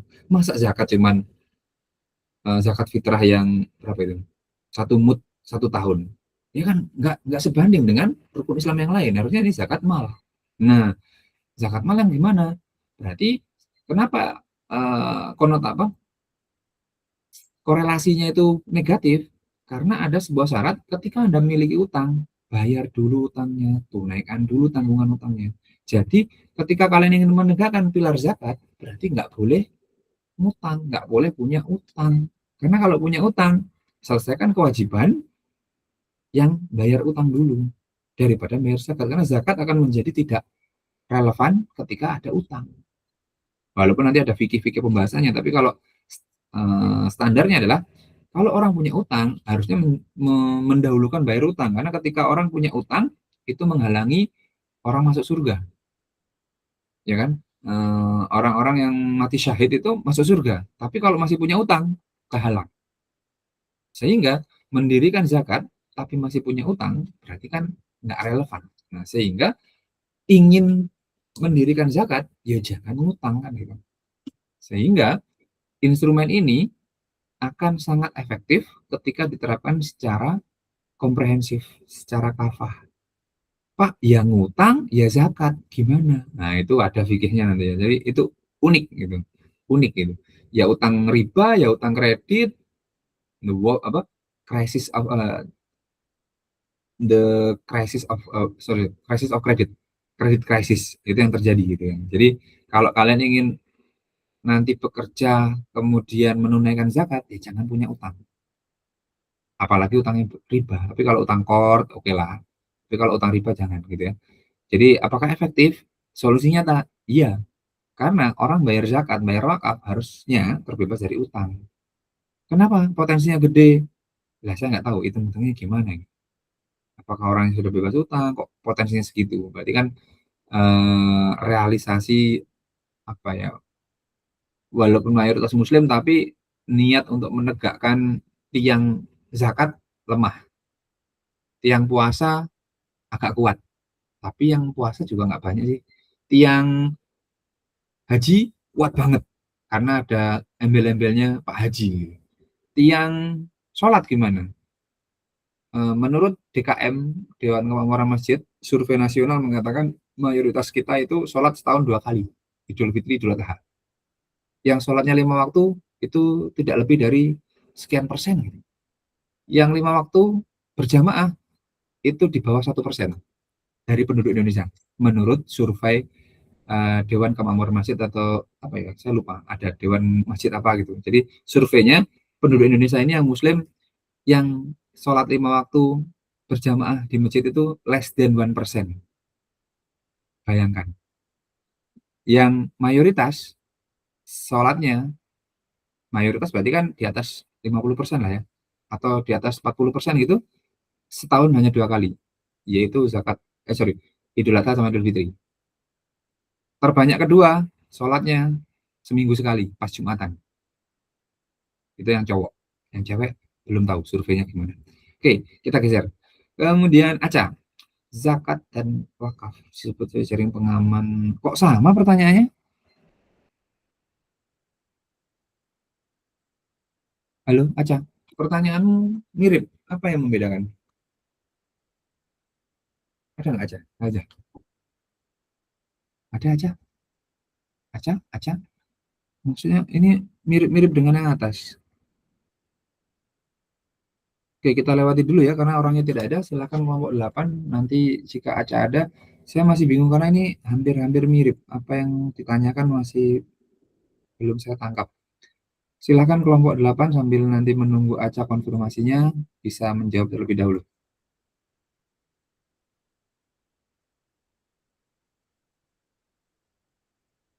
Halo, kelompok 8, silakan.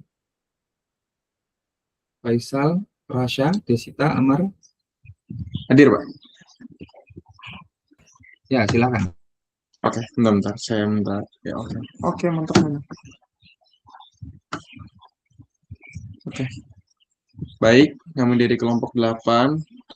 Dengan ini, izinkan kami untuk menjawab pertanyaan dari panelis terlebih dahulu, yakni pertanyaan dari Safira, Aska Aminah, dan Muhammad Zaki Al-Ghifari. Silakan, teman-teman. Baik, sebelumnya saya izin menjawab pertanyaan dari Safira. Kalau dalam fintech syariah itu apakah nanti tetap sesuai syariah? Nanti tetap sesuai syariah. Karena kan kita tinggal klik aja ya. Nah, apakah nanti tidak menimbulkan multi akad? Nah, kalau ditanya apakah vintage syariah tetap sesuai syariah apa enggak, walaupun transaksinya itu cuman lewat klik, nah menurut saya tetap bisa sesuai syariah karena teknologi digital itu sebenarnya hanya alat kan. Nah, yang menentukan sesuai syariah atau tidak itu bukan cara kliknya, tapi dengan cara sistemnya, akadnya, dan apakah transaksi itu tetap memenuhi prinsip syariah seperti keadilan, transparansi, dan kemaslahatan. Lalu terkait multi akad itu menurut saya multi akad baru jadi masalah kalau semisal akad-akadnya itu tidak jelas atau justru membuka celah ke praktik yang mengarah ke riba.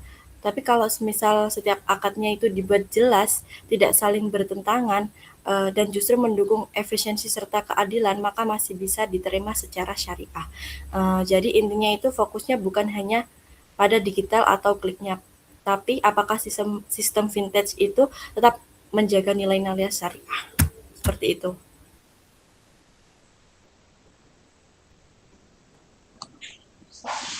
Baik, terima kasih Safira. Di sini saya akan menjawab pertanyaan dari Aska Aminah Azahra. Pada intinya pertanyaannya adalah seberapa besar vintage syariah ini bisa membantu UMKM? Apakah akad bagi hasil atau jual beli ini menjadi efektif? Kalau kita berbicara potensi, tentunya potensi sangat besar.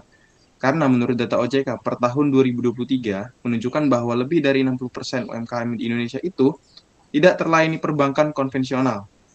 Sementara vintage syariah seperti platform P2P, lending syariah, itu kalau tidak salah mampu menjangkau segmen ini dengan persyaratan yang lebih fleksibel tanpa agunan fisik yang besar. Proses digital dan berbasis kepercayaan komunitas. Jadi kalau misalkan kita berbicara potensi, tentu potensinya besar. Karena data OJK per tahun 2023 itu menunjukkan 60%. Terus kalau kita berbicara tentang efektivitas akad, yang pertama, mudabaroh atau musyarakah, yang intinya adalah bagi hasil, yang kalau misalkan kita berbicara secara teoritis, lebih adil karena resikonya ditanggung bersama, tetapi tantangan yang terjadi sebenarnya, atau tantangan yang sebenarnya akan ditantang, bukan yang ditantang, tantangan yang sebenarnya akan dihadapi oleh akad ini adalah moral hazard. UMKM itu bisa saja melaporkan keuntungan itu lebih rendah dari realita. Sehingga vintage syariah ini perlu monitoring yang lebih kuat. Itulah yang saya sebutkan sebelumnya bahwa digitalisasi ini sebenarnya mendukung vintage syariah. Karena dia mendukung itu tadi, mendukung sistem monitoring yang kuat. Terus yang kedua, kalau misalkan kita berbicara tentang murabahah atau jual beli, itu lebih banyak digunakan dalam praktik karena lebih mudah dikelola dan kepastian marginnya lebih jelas serta risikonya lebih rendah bagi platform. Tapi manfaat bagi UMKM ini kurang optimal dibanding bagi hasil.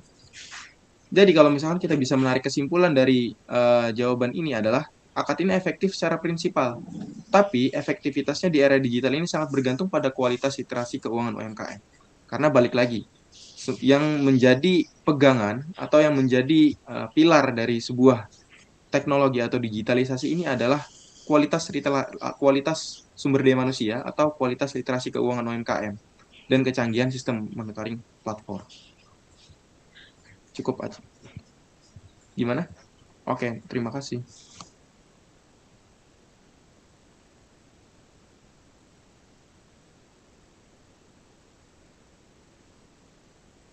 Sudah?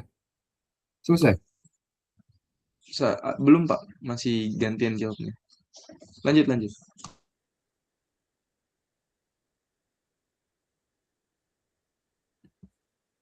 Oke, selanjutnya buat untuk Muhammad Zaki Al-Ghifari. Pertanyaannya, sejauh mana transparansi algoritma dalam fintech syariah dapat menjamin tidak adanya goror dalam penentuan margin, kemudian risiko, dan pembiayaan?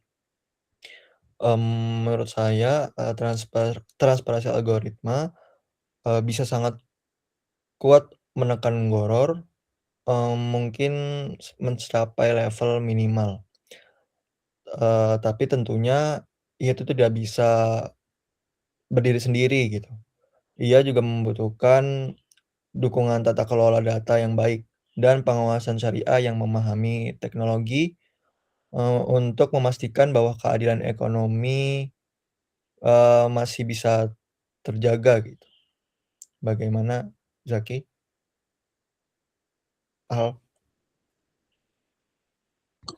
Zaki berhalangan hadir di Rasya, jadi langsung next slide aja Mas.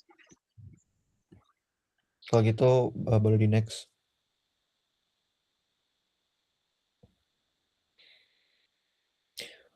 Oke, untuk Zahra Nadira, mengacu pada penjelasan Rasya sebelumnya mengenai regulasi fintech syariah, bagaimana mekanisme pengawasan dan penegakan hukum yang dilakukan oleh regulator Indonesia, khususnya OJK dan DSN MUI, dalam mengidentifikasi serta memberikan sanksi kepada pelaku fintech yang mengklaim label syariah, namun dalam praktiknya terdapat ketidaksesuaian pada akad, proses bisnis, maupun produk yang ditawarkan. Apakah terdapat contoh kasus nyata dan seperti apa tahapan teguran hingga pencabutan izin yang dapat diberlakukan? Baik, jadi seperti yang sudah dijelaskan kemarin, pengawasan itu dilakukan oleh dua lembaga gitu ya.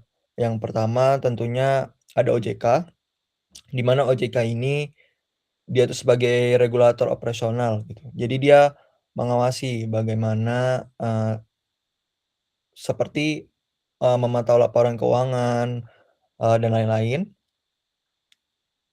dan menetapkan hukum juga, ya seperti dia membuat peraturan-peraturan yang kemarin itu sudah diberikan. Dan kemudian yang kedua ada DSN MUI, di mana DSN MUI ini dia perannya itu sebagai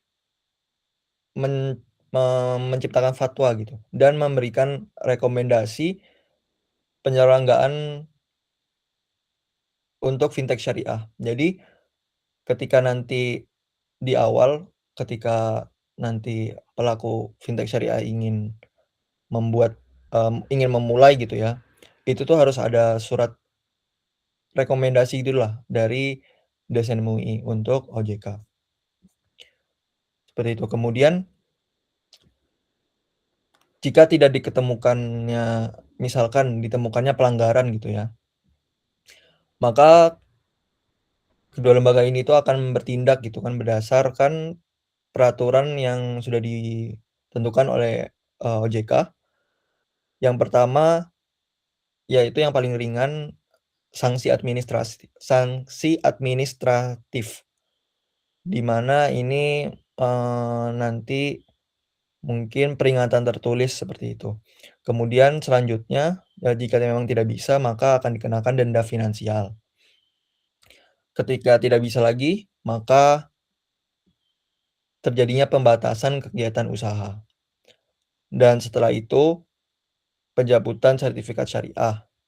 Dan yang terakhir, yang paling parah, yaitu pencabutan izin usaha. Ya, nanti jelas perusahaannya itu nanti bakal dihentikan total. Seperti itu. Dan jika contoh kasus nyatanya, sebenarnya saya belum menemukan gitu ya, yang sampai dicabut izin usahanya. Namun di sini saya menemukan itu dia adalah Papitu Syariah. Nah, Papitu Syariah ini sebenarnya dia tidak melanggar peraturan-peraturan syariah, namun di sini dia itu lebih ke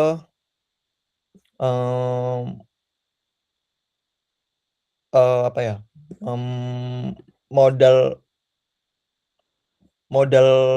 yang disalurkan itu lebih apa ya,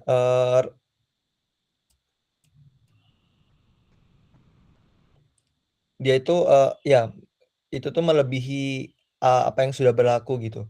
Jadi membuat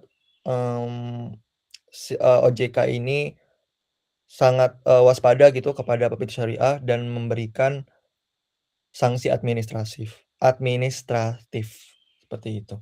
Apakah menjawab, Zanat? Sudah menjawab, terima kasih Rasya. Oke, baik. Terima kasih. Sini saya akan mencoba menjawab pertanyaan dari Syifa yang pada intinya itu adalah apakah terdapat mitigasi risiko vintage syariah? Ya, Syifa ya. Apakah ini beneran dijaga atau cuma formalitas ya, Syifa ya intinya ya? Jadi kalau misalkan kita berbicara tentang mitigasi risiko, itu artinya cara-cara yang dilakukan untuk mengurangi kemungkinan hal yang buruk yang terjadi di vintage syariah. Ini menjadi sangat penting karena terdapat dua risiko sekaligus. Yang pertama, itu risiko bisnis, yakni rugi dan gagal bayar. Dan yang kedua, itu adalah risiko syariah. Produknya ternyata nggak sesuai Islam. Yang sudah dilakukan vintage sekarang, pertama, dana nasabah yang disimpan di rekening terpisah di bank syariah. Jadi, kalau platformnya bangkrut, uang kita itu insya Allah aman. Terus yang kedua, beberapa platform kerjasama dengan asuransi syariah atau takaful untuk menanggung kalau peminjam gagal bayar. Ketiga, setiap platform syariah wajib memiliki Dewan Pengawas Syariah atau DPS yang tugasnya untuk memastikan produk sesuai dengan aturan Islam. Tapi pertanyaannya, apakah ini beneran atau ini cuma formalitas? Kalau secara realita atau jujur-jujuran, masih banyak yang sekedar formalitas. Contoh paling nyata, banyak platform yang bilang kalau misalkan akadnya itu murabahah. Ternyata cara menghitung biayanya sama persis kayak bunga di bank konvensional. Cuman beda nama aja.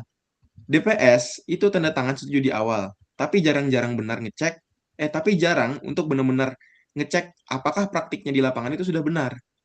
Ibaratnya kalau misalkan kita berbicara tentang contohnya, ibaratnya kalau misalkan kita tahu restoran itu, oh ini restoran halal, ada sertifikatnya. Tetapi kalau misalkan kita kan nggak pernah tahu di dapurnya benar-benar melakukan prinsip halal, atau cuman sekedar sertifikat halal yang dipajang di depan restoran tersebut. Jadi, kesimpulannya, langkah mitigasinya sudah ada, tapi pengawasan yang beneran atau pengawasan yang sesuai dengan fakta yang terjadi masih mendalam itu masih kurang. Yang dibutuhkan cuma laporan di atas kertas. Tapi audit yang benar-benar rutin dilakukan untuk mengecek apakah sesuai dengan syariat itu masih belum terjadi dengan baik. Jadi kalau misalkan kita berbicara tentang apakah ini benar-benar diawasi dengan baik, realita di lapangannya masih belum. Begitu Syifa. Tapi kalau misalkan mitigasi tadi, itu udah dijawab tadi yang sebelumnya, sebelum dijawab oleh Rasya tadi, karena terdapat undang-undang peraturan, terdapat peraturan-peraturan dan apa ya, kebijakan-kebijakan yang sehingga membatasi platform-platform syariah ini untuk berbuat nakal. Tapi mitigasinya sudah sampai segitu, tapi realita di lapangannya masih belum benar-benar terjadi. Makasih Syifa. Oke, selanjutnya untuk Nai. Tadi disebutkan bahwa literasi keuangan sekitar 66%, di mana hal itu rendah. Apakah digitalisasi benar-benar meningkatkan akses yang berkualitas atau hanya memperluas penggunaan tanpa pemahaman yang memadai? Jadi sebenarnya ketika memang digitalisasi ini benar-benar meningkatkan digitalisasi ini tuh disebarluaskan ya. Maksudnya kan luas gitu ya. Dan ini pasti para pengguna itu bisa gampang lah, mudah untuk mengakses. Namun memang ketika para pengguna ini sebenarnya tidak mengetahui gitu ya, apa sih yang mereka pakai, apa yang ada di depan mereka ini, mereka tidak tahu, mereka kurang membaca, itu jelas malah nanti akan menyerang balik mereka gitu. Resiko yang mereka terima, mereka mungkin akan kaget gitu karena mereka memang tidak membaca gitu. Nah, bagaimana sih cara mereka agar tahu gitu ya? Ya dari, pelakunya itu mungkin memberikan tes berupa tes terlebih dahulu gitu mengenai apa itu apa yang diperjualbelikan dan bagaimana fintech syariah itu dan mungkin bisa juga kerjasama gitu dengan, lembaga-lembaga lainnya gitu. Bagaimana, Nay? Apakah menjawab? Baik. Next slide, Mas. Nah, ini yang kemarin itu, Pak, yang pertanyaan tambahan. Kalau nggak salah saya sekitar 11 ya kalau nggak salah. Oke, ya sudah ya, selesai ya. Sudah, Pak. Oke, baik. Saya ambil alih layarnya. Kita jawab cepat-cepat digitalisasi. Sudah ada yang sudah ini belum? Siapa? Aca ya, tadi terakhir tadi. Ini. Ada? Iya, Pak. Aca ada. Nah, ya gimana itu? Maaf ya, Pak, off cam karena jaringan saya putus-putus di sini. Iya. Mirip yang atas kan? Iya, mirip, ada Pak. Cuman Oke. saya tuh nyari bukti nyatanya di negara Malaysia kayak gitu, Pak. Apakah Bukti sudah nyata terrealisasi? implementasi zakat Iya. wakaf. Ya. Iya. Yang maksudnya yang ini ya, yang nyata. Oke. Secara makro atau mikro? Secara makro atau mikro? Yang kamu Secara butuhkan? makro, Pak. Secara makro, baik. Secara makro. Secara makro, contoh produk wakaf yang dimanfaatkan. Wakaf pertama kali itu yang berwakaf itu kalau tidak salah itu sumur Zam-Zam. Oke. Zam-Zam itu bukti nyata. Ini hubungannya sama krisis ya? Oh, hubungannya sama krisis. Baik. Sebenarnya bukan krisisnya ya. Kalau krisis tidak berhubungan langsung dengan wakaf, krisis itu kan artinya kejadian yang dikarenakan kesalahan sistem atau peristiwa yang menyebabkan tidak stabil.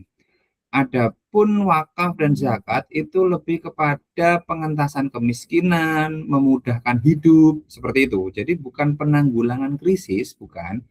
Itu lebih kepada jaring pengaman untuk mengurangi kemiskinan, menyejahterakan gitu. Jadi bagaimana dengan krisis? Salah satu jurnal saya, ternyata dana sosial Islam ketika terjadi COVID itu tidak turun.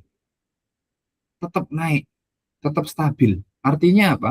Walaupun di masa krisis, ternyata orang-orang itu masih membantu, masih mengeluarkan dana sosial.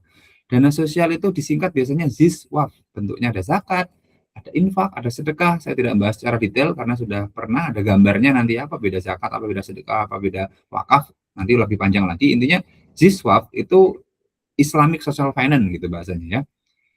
Nah, Islamic Social Finance ini tidak ada di konvensional karena apa? Di konvensional kan untung rugi. Kalau saya ini what benefit for me? Gitu. Apa sih untungnya bagi saya? Gitu. Kalau kita ilustrasikan dari Islam, ZISWAF ini adalah investasi akhirat bahasanya kan gitu. Tapi kalau di konvensional ini dan doesn't make sense, tidak membuat tidak ada artinya apa-apa.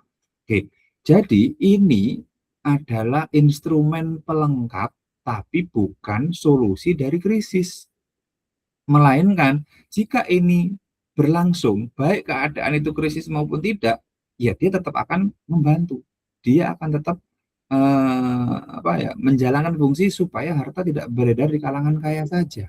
Yang sedang saya riset untuk S3 adalah bagaimana dana sosial Islam dalam memitigasi risiko. Itu ada beberapa ayat yang salah satu dalil yang saya gunakan untuk membuat hipotesis itu adalah as-shadaqatu tudfi'ul bala.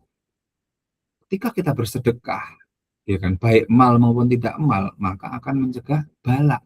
Bala itu resiko. Berarti manajemen risk melalui dana sosial Islam itu adalah sebuah keniscayaan. Nah, pertanyaannya, kalau mengurangi dampak krisis, banyak orang yang, contoh nih ya, kalau pernah tahu kebakaran di suatu pasar, ada satu toko itu tidak terbakar. Ada beberapa foto dan beberapa penuturan kisah nyata, ternyata beliau mempunyai kebiasaan melakukan dana sosial Islam.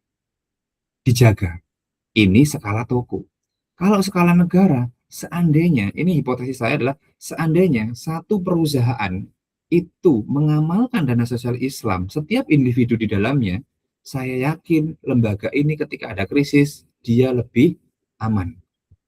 Karena tadi, satu pasar terbakar, satu toko tidak terbakar, ternyata dia punya kebiasaan ZISWAF atau dana sosial Islam, entah yang mana saya nggak tahu.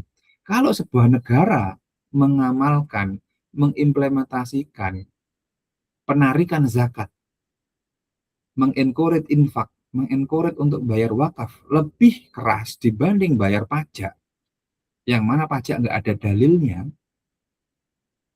harusnya keberkahan, rahmat Allah, ridha Allah akan turun pada negeri itu. Berarti, apa nggak aman negara kalau kayak gitu? Clear ya? Contohnya lagi, ada seorang teman itu menyatakan demikian, dosen di Fakultas Ilmu Perikanan dan Kelautan kalau nggak salah. Iya Pak, ketika saya sharing tentang dana sosial Islam ya, kalau saya itu lupa untuk bersedekah, bahasa beliau, itu ada aja kejadian yang terjadi di diri saya untuk dipaksakan mengeluarkan. Dan saya tidak ikhlas. Contohnya, ngobatkan anak, bannya bocor, kerusakan ini, kerusakan itu dana itu keluar secara dipaksa. Kalau saya rumuskan, ketika kalian, mohon maaf nih ya, semoga tidak menyinggung, sakit, berobat ke dokter, kemudian sesuatu kalian tuh harus spending your rupiah gitu, dan kalian tuh tidak ikhlas atau dipaksa keluar, bisa jadi karena ada kemaksiatan yang kalian lakukan, ada pelanggaran-pelanggaran atau syariat yang tidak diterapkan. Itu yang saya alami. Ketika ada sesuatu yang hak orang lain tuh masih belum dikeluarkan, kita tuh dipaksa untuk mengeluarkan, entah bisa berupa mengeluarkan untuk dokter, berobat, beli obat, beli vitamin, ganti rugi kecelakaan, ban bocor, dan lain sebagainya. Alhamdulillah, berkat alhamdulillahnya ya, semenjak saya menyadari itu dan bercoba auto etnografi tentang itu, sampai hari ini saya jarang kena ban bocor. Tapi ban bocor ini dari dosen FWIK, dia mengatakan, iya Pak, kadang-kadang kalau lupa itu diingatkan dengan peristiwa-peristiwa, itu kata beliau. Jadi saya pernah kecelakaan, pernah ini, ingatan saya langsung gini, waduh ini remnya belum cek rem, belum ini, saya nggak menyalahkan itu, tapi langsung tanya ke keluarga, kita apa ada hak orang lain yang belum sampaikan ya? Seperti itu. Jadi, kalau ini mau dikumpulkan, saya sedang mencoba mengumpulkan tersebut, belum ada orang yang dermawan itu bangkrut karena kedermawanannya. Dan itu bisa jadi jaring pengaman. Kalau negara itu menegakkan tentang dana sosial ini, saya yakin negara tersebut lebih tahan krisis. Karena krisis adalah bala. Dalil naklinya, as-sadaqatu tunfi'ul bala.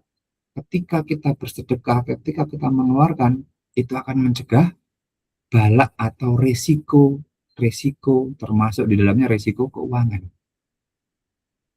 Bukti fakta lainnya, kalau yang pernah saya ajar, biasanya saya akan mengumpulkan silakan bercerita gitu kan, tentang pengalaman berbagi. Itu ada beberapa cerita yang bilang gitu, wah iya Pak, setelah saya mengeluarkan ini tuh jadi berkurang penyakitnya, jadi tidak mudah sakit itu ada faktanya. Jadi itu bentuk usaha saya untuk menjaring fakta-fakta melalui pernyataan-pernyataan untuk membuktikan kepada nanti Dewan Penguji ya, kalau saya sudah misalkan ditakdirkan untuk lanjut sekolah, ini loh bukti empirisnya. Saya juga melakukan autoetnografi.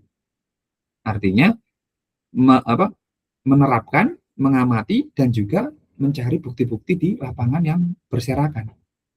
Karena apa? Mereka butuh bukti ilmiah. Bagi orang yang sudah idza dzukirallahu wajilat qulubuhum wa idza tuliyat 'alaihim zadatun imanan, mungkin warzuqu min anfiqu mimma razaqakumullahu min haitsu la yahtasib, atau sebentar tentang perintah-perintah untuk anfiku itu, saya rasa dia langsung sami'na wa ata'na. Tapi bagi calon penguji, orang yang butuh bukti empiris, berarti kan perlu disiapkan bukti-bukti nyata, pernyataan-pernyataan publik mengenai ini loh bermanfaat. Sehingga saya yakin wakaf bisa menjadi jaring pengaman. Bukan mengurangi, tapi mencegah gitu loh. Dari beberapa bukti silahkan nanti dicari. Silahkan kalian aktifkan indera kalian untuk mendeteksi hal-hal itu. Benar nggak? Silahkan lakukan eksperimen kalau penting. Coba sih saya rutin berdonasi, hal-hal yang biasanya itu terjadi, hal-hal yang tidak diinginkan ini aman nggak? Bener nggak sih? Gitu. Silahkan dibuktikan. Kalau kalian memang yakin dengan agama ini, gitu. Boleh kok diuji.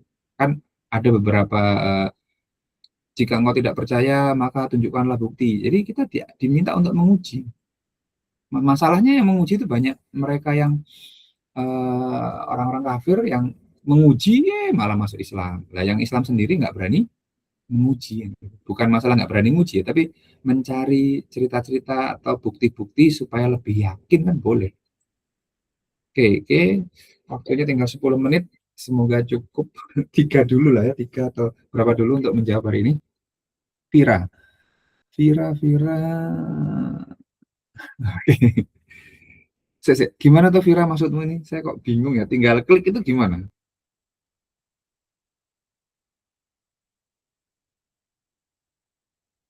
Halo Vira. Multi akad. Kok multi akad Vira? Mana Vira? Multi akad itu boleh selama jenisnya beda ya. Jual beli dengan sewa menyewa itu boleh multi akad. Yang penting kategorinya beda. Jasa dengan apa gitu boleh multi akad. Yang nggak boleh itu sesama jual beli, sesama jasa, sesama sewa menyewa nggak boleh. Tapi kalau sewa menyewa dengan jual beli dengan ujroh, ijaroh itu boleh. Yang kamu tanya klik-klik ini masalahnya gimana? Halo, Vira. Iya Pak, biasanya kan kalau transaksi itu kita tinggal pencet aja gitu kan Pak untuk transaksinya. Gini, tinggal pencet itu analoginya seperti saya jual barang ini dengan harga sekian, saya terima jual belinya. Nah, itu dengan adanya modern, contoh gini, jual beli ala Indomaret, Alfamart itu syariah nggak? Nggak syariah. Karena harus disampaikan harganya sekian, saya beli dengan sekian, itu yang syariah. Tapi namanya itu ijab kabul sukuti gitu. Ijab kabul dengan cara diam, dilihat harganya, oh iya saya sepakat. Bahkan mereka menyediakan mesin pengecek harga kan. Jadi kalau sepakat dibeli, artinya apa? Ketika kita ngambil barang itu sepakat dengan harga tertera, kita beli. Itu bentuk ijab kabul sukuti. Ijab kabul yang diam, ngeklik juga sama. Asal ngeklik nggak baca, salah yang ngeklik gitu. Karena apa? Sudah tertera di situ klausulnya. Ijabnya di situ. Kalau kita ngeklik berarti klik kita adalah kabul.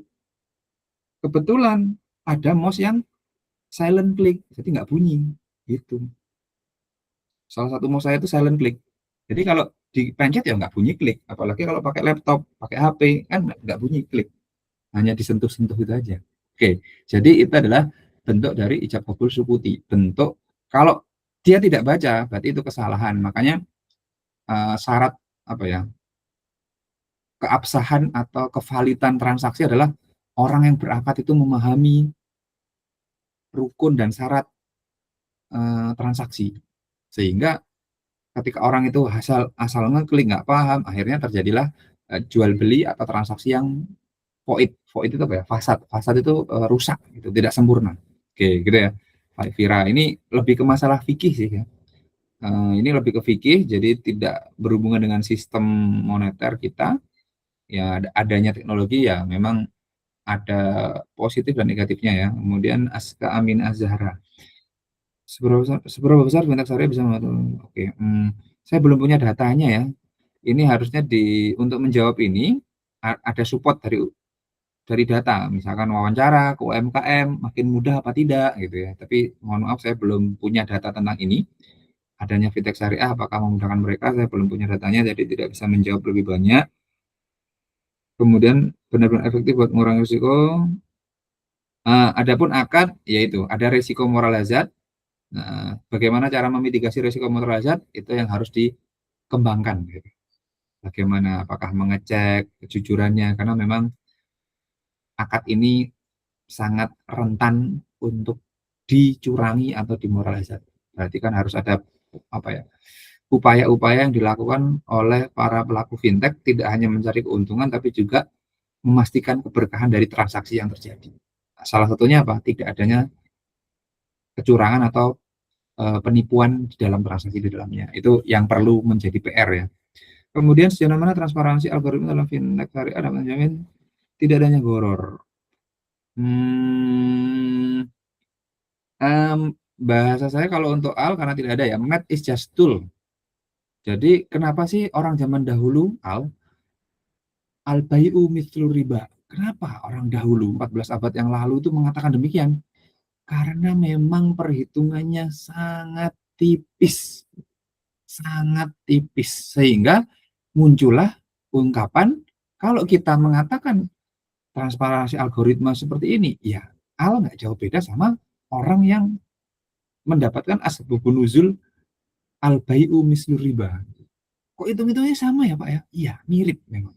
Ini yang perlu hati-hati. Jadi silahkan kalian pelajari. Nanti kalau ketemu di manajemen keuangan akan saya tunjukkan perhitungannya mirip. Sangat mirip. Di sini saya nggak mau bahas perhitungan terlalu detail ya, karena memang bukan di manajemen keuangan, lebih ke ini. Kalau ketemu di manajemen keuangan silahkan ditanyakan perhitungan jelimetnya gitu.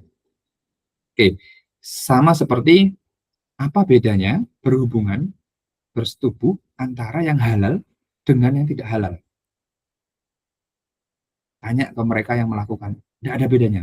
Bedanya hanya di satunya menggunakan akad-akad jujur transparan, satunya tidak transparan, sembunyi-sembunyi, dan tidak resmi, kan gitu aja. Sehingga masalah math is just tool ini hanya masalah alat. Islam tidak melarangnya, tapi memang itu tadi gorornya, marginnya manusia yang menentukan, manusia yang mengendalikan. Jangan sampai mengikuti pergerakan seperti yang saya gambarkan tadi. Apa perbedaan transaksi sekunder yang syariah dengan konven? Ternyata kok kenyataannya sama aja. Nah, di sini sama. Algoritma di fintech syariah ini sejauh mana menjamin selama manusianya paham fikih, saya rasa algoritma bisa disesuaikan. Tapi kalau manusianya minim pemahaman fikih, itu akan menjadi permasalahan atau repot gitu. Oke, karena banyak teman saya yang sarjana-sarjana syariah itu nggak paham hitung-hitungannya. Jadi bingung ini gimana. Akhirnya banyak produk-produk yang mirip-mirip hitungannya. Nah, itu kan sudah disindir oleh Quran, al-bai'u mislu riba. Wa halalul bai' wa haramul riba. Padahal Allah mengharamkan riba dan menghalalkan jual beli. Karena memang nanti kita lihat hitung-hitungannya sangat ini ya. Oke, kita coba jawab Zahra dulu. Nanti tolong di note ya yang belum saya tanggapi atau utang saya. Rasio sebelumnya regulasi fintech. Oke. Regulasi, terus pertanyaannya yang mana? Sebentar. Namun, terdapat akad prosedur ditawarkan. Oke, gitu. Apakah terdapat contoh kasus nyata yang Oke, untuk teguran dan pencabutan izin bisa langsung dicek Zahra di OJK. Di websitenya OJK ada di sana laporan-laporan. Yang saya tahu, yang sering saya amati adalah pengeluaran dari daftar efek syariah, DES. Oh ini nggak sesuai itu ada. Kalau pengen dapat teguran, ya harusnya gimana ya? Karena teguran itu sifatnya tidak publik gitu, langsung gitu. Jadi biasanya dilayangkan langsung ke lembaganya. Kalau yang pencabutan, ya dicabut dari daftar efek syariah itu ada. Dan di sana ada list-list financial fintech syariah yang terdaftar ada. Dicek aja ya di OJK. Nanti kalau saya buka lama lagi. Coba nanti Zahra atau kelompoknya bisa ditunjukkan, screenshotkan, jawabannya dilengkapi dengan screenshot. Ini loh daftar efek syariah. Mereka akan, kalau daftar efek syariah itu setahun 2 kali. Jadi ketika dia keluar, berarti itu bentuk dari dicabut izinnya. Fintech syariah juga ada. Ini fintech yang resmi. Jadi ketika fintechnya dulu ada kemudian hilang, ya berarti nggak resmi. Gitu aja. Oke, jadi mengenai regulasi, lihat di OJK. Mereka akan mengeluarkan ini berizin, ini melanggar, dikeluarkan, itu ada. Saham juga ada. Saham di buku saya ada tuh. Dulu saya belinya sesuai syariah. Kimia Farma itu sesuai syariah. Tiba-tiba dikeluarkan. Gojek dulu syariah, kemudian keluar. Berarti kan ada pelanggaran di dalamnya. Setahu saya Kimia Farma. Dulu syariah menjadi tidak syariah. Yang aneh itu Unilever.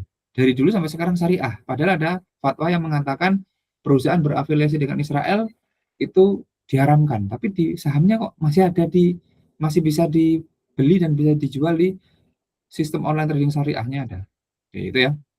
Oke, saya rasa itu ya Siva, Nay, kemudian yang lainnya kita baik bisa manajil.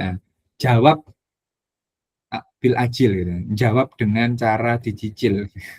Oke, itu ya. Nanti kita coba ungkapkan. Kalau nanti masih terutang, pertemuan tidak mencukupi, ya berarti utang saya akan saya buatkan video untuk menjawab ini saja. Dan singkat-singkat aja. Oke. Mohon maaf ya, Siva, Nay, Azalea, Sajid, Ayasi, Berli, Mari, Fahri, Daniel, Ta'ala, Ainun, ada Hakim, Faiz. Nanti kita bahas, semoga ada waktunya. Saya rasa kita cukupkan karena keterbatasan waktu. Kita akhiri sampai di sini. Subhanakallahumma bihamdika asyhadu an la ilaha illa anta astaghfiruka wa atubu ilaik. Akhiru da'wana, akhirul kalam, alhamdulillah. Assalamualaikum warahmatullahi wabarakatuh. Waalaikumsalam warahmatullahi wabarakatuh. Terima kasih, Bapak.